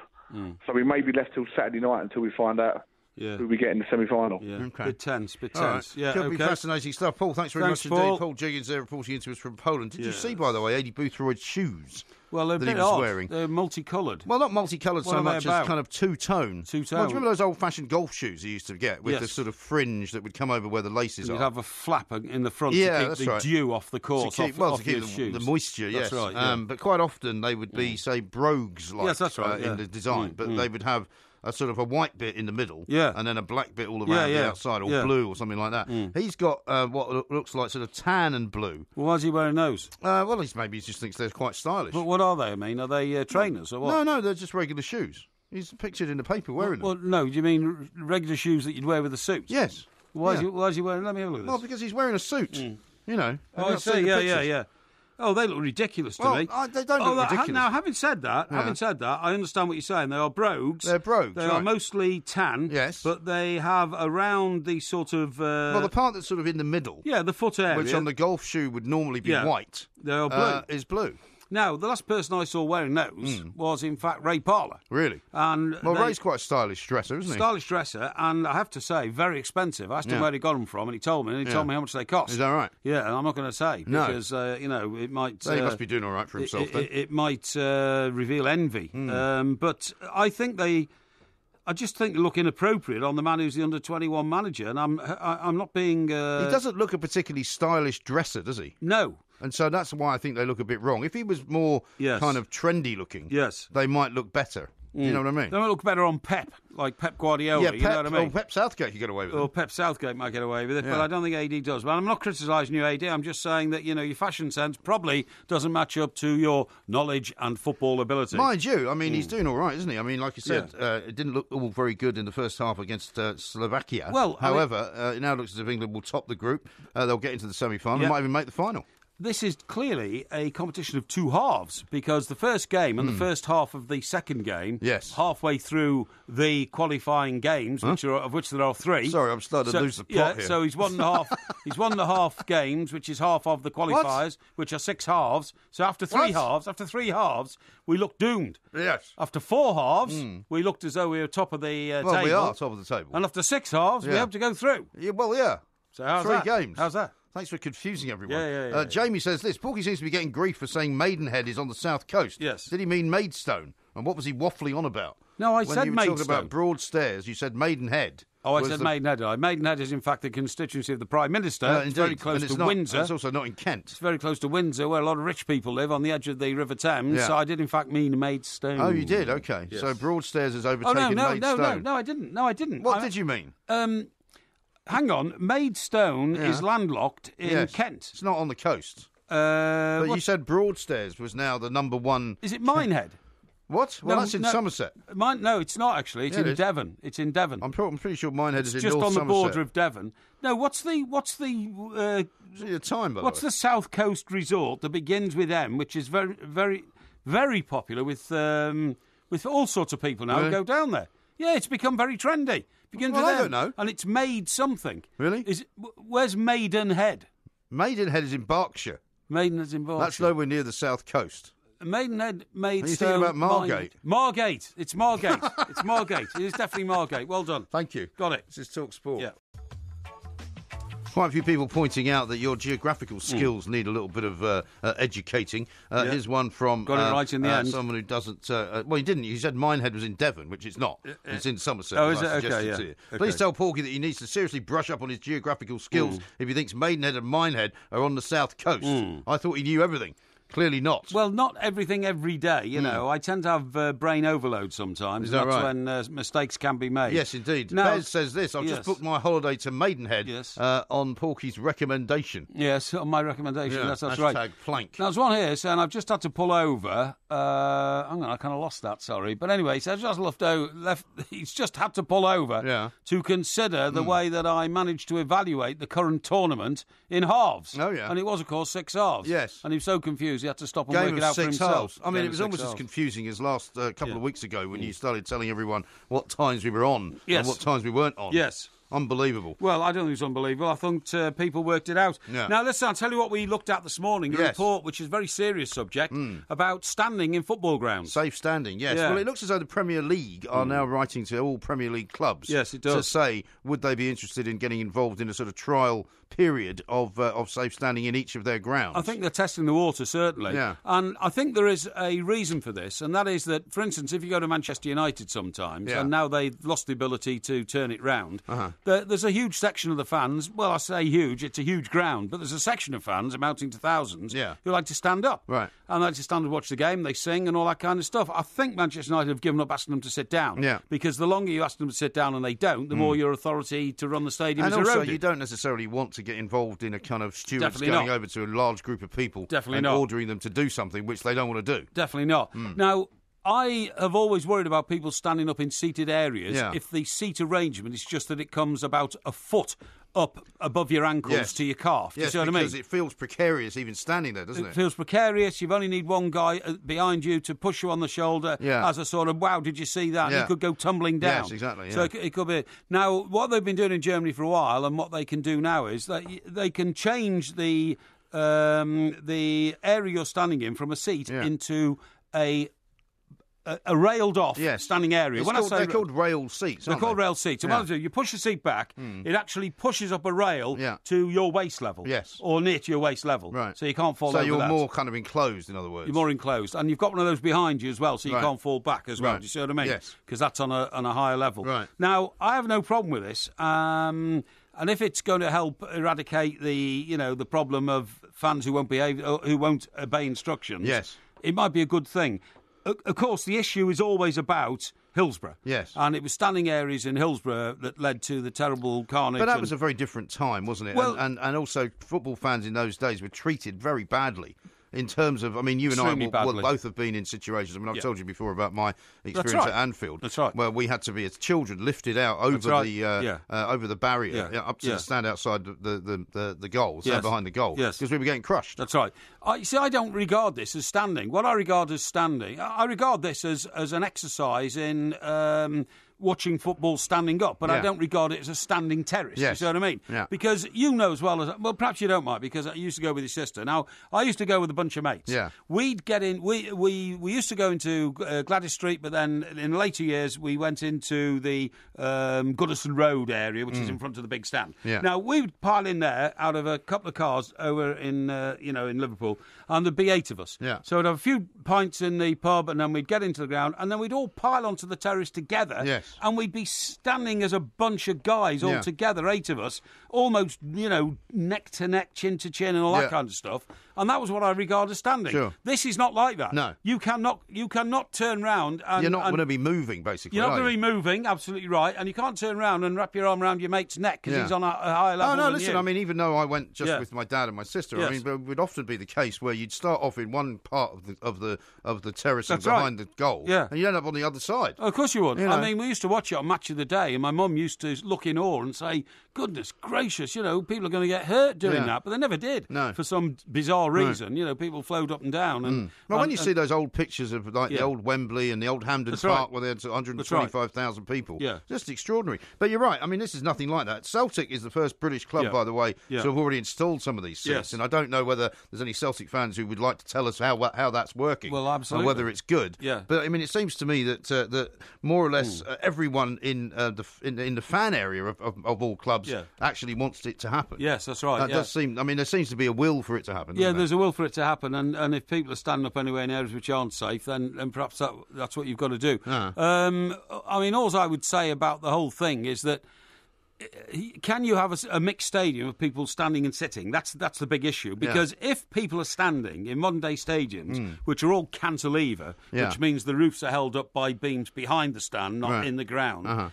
It is going to affect somebody else's view sometimes, you know what I mean? Yeah. And that's the difficulty of trying to compromise with the two. But I think the experiment deserves an outing anyway to see if it can work. And also, I think if they designate a place in the stadium for safe standing, then everyone who's going to buy a ticket to sit there, or rather to stand there, is going to know that that's the case. That's right. Because we've heard, have we not, from places like West Ham, the new London stadium, that's right, that one of the problems there is when people stand up, because it's a bit more of a shallow sort of seated scenario. Yes. It actually makes it much more difficult to see past people. That's right. And you're blocking somebody else's view. And they're having view. rows about that there. That's right. I mean, I personally never want to stand again in a football ground, but that's probably because I'm of a certain age. Maybe.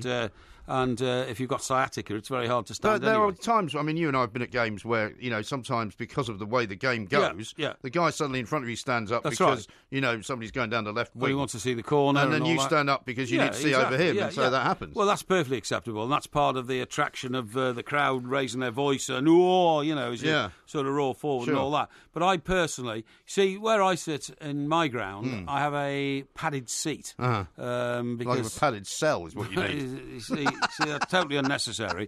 The reason I have a padded seat is because it's, rather an exclusive area of the ground. And How nice for you. I'm very happy with that. Man of the people. Yeah, that's right, yeah. Well, coming up next, you'll have an opportunity to help some people because it's Ask a Porky time. I'm here to help. We're going to kick off straight away with a question that's come in from Andy. Okay. He says, hi, guys. He says, my 12-year-old has the opportunity to go to New York next year with his school. I think he's a bit young. What do you think? No, I think it's an absolutely great opportunity to broaden the horizons of a 12-year-old. You might think New York's, the big, rough, tough city, but we've had conversations about this before. It's not anymore. He will, I imagine, be under supervision of teachers or carers or somebody like that who's going with him. Brilliant opportunity. I didn't go abroad for the first time till I was about 13, I think, and we went to Mallorca on holiday, and my God, it opened my eyes, and that was just in Europe. It'll be a fantastic experience. The answer is yes, go. And New York's a lot safer now than it used to be as well. Of course. Darb says this, as an expert in getting through a day with limited sleep, how do you suggest I go about about doing the same because I'm a student, and he says he's trying to stay awake quite a lot because he's revising and getting ready for exams and that kind of thing. Yeah, well, the only thing you can do to try and stay awake is to stimulate yourself to stay awake, if you understand what I mean. Now,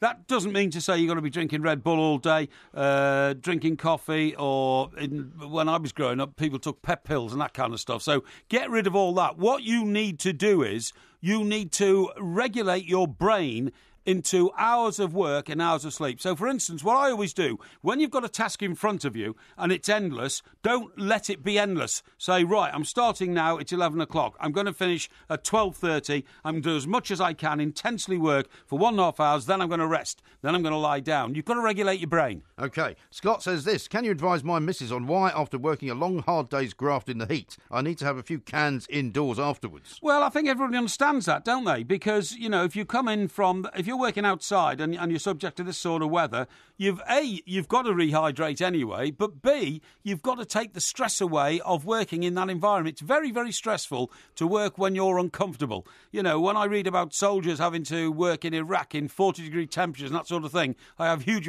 admiration for them. It's essential to try and calm yourself down after that sort of experience. Please tell your wife you're a better person for it. Richard says this on Facebook. What is the funniest thing that's happened to you most recently? Funniest thing that's happened to me most recently? Funny things don't seem to happen to me. I take life rather seriously. I suppose you could say that, you know, when I got off a train and I was limping along a railway platform and people were trying to assist me, thinking I was some sort of, you know, indisposed person, and I was telling them to push off because I felt that they were, you know, somehow misinterpreting my illness. It might have been funny to them. It wasn't funny to me. OK. Here's one from Paul, who says, are there any job vacancies within the ever-expanding Two Mikes empire? Well, I'm sorry, but I can't really talk about that because it's a totally different business to talkSPORT, but it's a great one, and, you know, we hope to be able to have some news very soon about more expansive angles to the Two Mikes. Thank you for your interest. Indeed. Brett says this, Porky, I work in a bakery with ruddy hot ovens and poor ventilation. At this time of year, it's murder. What is my best way of keeping cool? Well, the best way of keeping cool is to get a little spray, which I've seen before, and you actually spray your skin with it, and it's a very fine spray. And if you don't do it very close up, it drifts away. That's just like the sort of water spray you can get. Yes, yeah, the water very spray. good, those, aren't they? Yeah, the water spray. Get that, because otherwise you might find yourself becoming tired and overwrought and rather aggressive. It really does freshen you up. I would recommend one every time. Pierre says this, dear Porky, my pal keeps sending me Everton stuff every birthday as a wind-up because I support Liverpool. Right. What shall I do with it? Do you want it? Or shall I send it to a charity shop? And he sent a picture along with it. Yes, that's a look. Which is just a load of sort of Everton memorabilia. Well, look, that's very nice indeed. You know what? Because of camaraderie amongst fans and all that, if somebody was sending me Liverpool stuff, I wouldn't bin it, I wouldn't throw it away. I would find a young Liverpool fan and I'd give it to him. And there's plenty of young Everton fans around. Gravener says this, what's your PIN number? Oh, yeah, very funny indeed. Yeah, ha, ha, ha, ha. Yeah, well, you're not going to give it out. Well, that was down to the fact that I made injudicious comments about how people should regulate their PIN numbers yesterday, and people started trying to guess mine. I know, indeed. You won't guess it, believe me. You won't. I'm smarter than the average bear. Cotter says this, how do I let a girl know I'm not that interested in her by letting her down gently? Well, that's always a very difficult one because being a gentleman, I hate to disappoint a lady who's showing interest in me. And what I think you do, I think the best way to do it really is to be frank and to the point. Because if you are not frank and if you let it drift away, then the poor lady concerned is going to wonder what's wrong with me. Whereas you can say, and this would be the case in my case, and has happened, you know, a couple of times recently, look, I'm awfully sorry. It's been so nice to see you. I can't commit to anything. I'm just too busy and I don't want to waste your time. Simple as that. You've used that one in your past, have you? I have, yeah. Joshua says, question for Ask Porky. What's his ideal mash recipe? Mine is lots of butter and pesto worked through it. No, mine's very simple. I'll tell you exactly how I do it. I put milk into a glass bowl. Then I put a couple of knobs of butter into the bowl. And then I put, actually, some basil in. Oh, yeah. And mix it all up. And then I put the boiling water in. Right. And then, as I'm stirring it all together with my whisk, yes. I then just filter... What's the boiling water for? Well, you have to put water in and then put the flakes in the boiling water. Do you see what I mean? You're talking about them smash? Yeah, I'm talking about smash. Yeah, the smash flakes. I thought you were talking about actual potatoes. No. And then I just let the smash flakes drift into a whirlpool until it gets of a creamy constituency. Constituency. Consistency. Thank you. Yes. Keith said it's my 30th birthday tomorrow. How would Mike suggest I celebrate? Well, I think you celebrate in the way that makes you most comfortable. So, for instance, if you feel you have to go out with 11 of your mates and let's have a birthday bash, let's all get bladderated and all that kind of stuff, you don't need to do that. Why don't you pick your best 3 or 4 friends and say, look, it's 30, it's a special one. Tell you what, lads, I'm going to take a table at the local Chinese, local Indian, local Italian, whatever you want to do, and say, come down, it's on me. Or, better still, if you've got an understanding partner in life, say, look, I want to throw a thrash just for 6 mates, and they're going to come along. We're going to put a bit of stuff on the old telly there. We've got a smart TV. Put a bit of football on or something like that. Just enjoy the moment. OK, here's one from Rob. As an ex-rugby aficionado, what are your views and analysis of the Lions starting 15? I think I think you've got to give it to old. Who is it? Warren. Yeah, that's right. Yeah, I think Warren. He seems to have got it right here. He's made some tough decisions. Tough decisions are the hardest decisions. Really? The hardest decisions sometimes can be harder if that decision means that you don't get a result. I wish him well. I wish the Lions well. We'll all be rooting for them Saturday morning. Here's one from Colin. He says, Dear Porky, my wife and I and the mother and father-in-law are spending 2 days in Liverpool at the beginning of August. Any tips on what's on there for us middle-aged folk? Well, look, all I can say is when you go to Liverpool, you have to go to Matthew Street, which is the centre of the sort of Beatles Emporium, and the Hard Day's Night Hotel is just round the corner. I've stayed there a couple of times. It's wonderful. If you're a Beatles fan, you will just, honestly, you'll just indulge yourself in it. It'll be wonderful. There's so many other things in Liverpool. Get down to the docks and see all the museums which are down there, the Albert Dock, for instance. And you know, the culture of Liverpool is magnificent. You could go and see the Walker Museum where we had our pictures taken when we were up there last. We had a set of pictures done just outside the Walker, just opposite the station. Or you could go to the Anglican Cathedral, a magnificent building. Plenty to do. Here's one from Max. Dear Porky, me and my old man and a man called Sparky car share and listen to you on the way to and from work every day. Right. He, however, hates you two. Do we give in to his demands and play music instead of your podcasts? No, throw him out the car. I mean, crikey, don't you realise that listening to us is not only informative and informative and amusing, it is educational. There are many issues in life which Mike and I know about and talk about which will help you in your life. Tell your mate he's a Burke.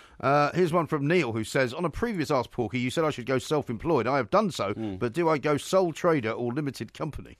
That depends on what your accountant tells you to do.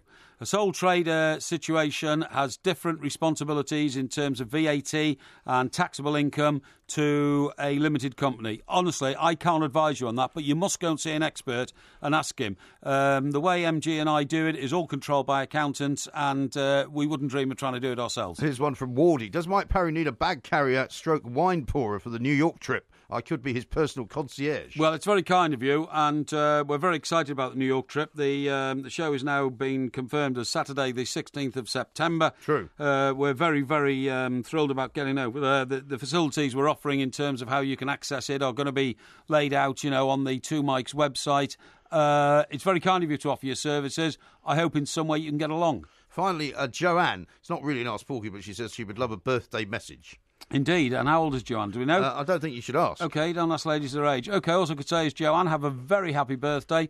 Delighted that you are a listener or a follower of the Two Mikes. Thank you very much indeed for being with us. And I hope you have a smashing day and a great life. Now, there you are. That was Ask Porky. OK.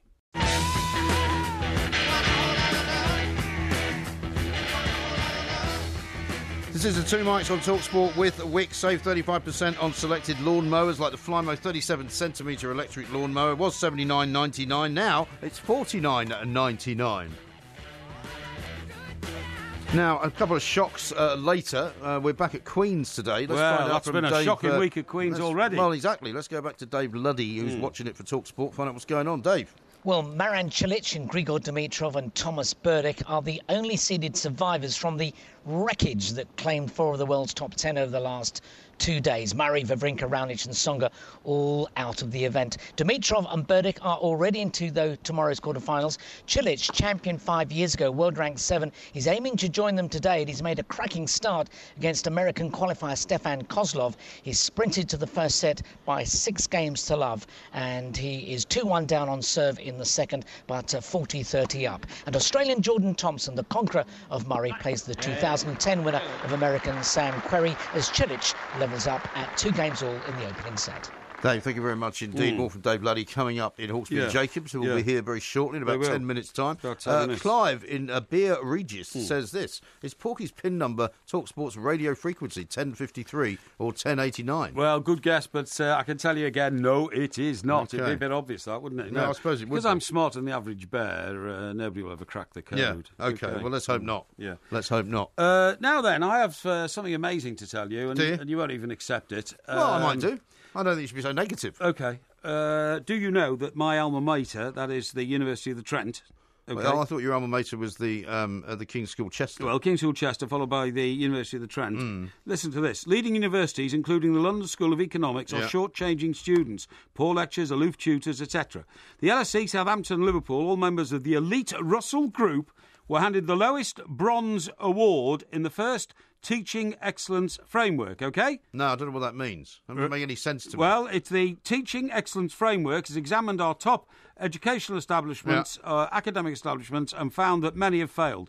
They shared the rankings with the likes of Accrington and Rossendale College and Grimsby Institute of Further and Higher Education. Well, they're saying that's a very good place to go. They're saying that they're very poor places to go. You know, you wouldn't want to go to the Grimsby Institute of Further and Higher Education. Doesn't sound great, does it? Doesn't sound great. No. However, other celebrated institutions given a bronze were Goldsmiths University of London, School of Oriental and African Studies, and the Medical School of St George's in South London. All very poor, OK? Right. However, Buckingham, Coventry, Bangor, Portsmouth and Nottingham Trent University were given gold awards in the table, rubbing shoulders, get this, rubbing shoulders with Oxford, Cambridge and Imperial College London. Right? Did you hear that? I did hear that. Nottingham Trent University, now, of course, alongside Oxford, Cambridge. All right, calm down. When you went to what you're now calling Nottingham Trent University, it wasn't actually called that, was it?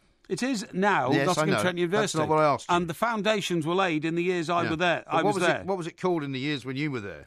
It was to be Nottingham Trent University. What was it called when you were there? It's not a difficult question. What? It's not a difficult question. It was called... What was it called? Trent Institute. No, it was called Trent Polytechnic. Well, that's a word that's no longer in the English language. You know, that's what you attended, isn't it? There's nothing wrong with that. I don't think. I think that's relevant at all. It was called Trent Polytechnic when you were there. I don't think so. Technically, you never went to Trent, the University of the Trent. Well, hang on. If you go there now and look at the building in which I was taught, there's a sign across the top which says University of the Trent. Well, they may well do. That's where I was. But that's not what it was called when you went there, is my point.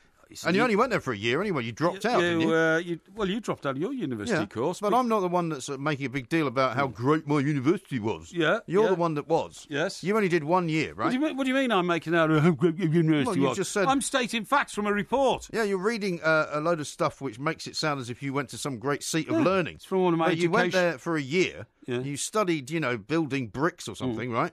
No. What did you study? Urban estate management. Urban estate management. To keep the planning laws in this country in place so there's no chaos. Had you remained there... Building on the green belt and all that. Had you remained there, what would your qualification have been? I would have been a BSc in urban estate management. Really? And I would have then have taken an MA in chartered surveying and become a member of the Institute, the Royal Institute of Chartered Surveyors. That's right. RICS, that's right. But you can't do that, can you? Sorry? Now, you can't do that without without having studied for 4 years or 5 years. Yes. No, you just studied for 1 year.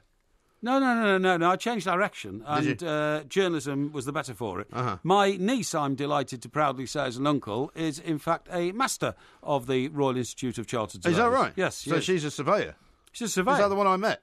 That's the one you met, yeah. She's very nice. She's very nice indeed, and one of her plans at the moment is converting... nothing like you at all. Is converting a major London sort of location into blocks of luxury flats. No, very nice. That's what she does. Well, of course they'd be luxury flats. Yes. Anything to do with the Parry family. Yeah, well, exactly. Now, speaking of luxury flats, have you seen this story in the Daily Mail about Prince Harry? It's amazing. He's given an interview to Newsweek magazine, in which he's basically said that no one in the royal family wants to be king or queen. Yeah. I mean, if you're in the royal family and you don't want to be king or queen, I'm sorry, I'm afraid we're going to have the royal family. Well, we're going to have to shut down the royal family. Yeah, we are, because the whole purpose of being in the royal family is to be trained for royal sort of duty. Royal duties, in years to come. And but, I mean, if you read the whole thing, you'll see what he means. He says, look, it doesn't matter. We're not saying that we're, doing away with our duty. We realise we have our duty. Yeah. But I think what he's saying is, in the modern world where royalty has to justify itself almost on a daily basis, nobody's exactly sprinted to the front of the queue to be the next in line. And is it not a case of sort of heavy is the head that wears the crown? Something like that? Yeah, I'm sure it is. Well, we're going to talk to Robert Jobson, who's a top royal commentator.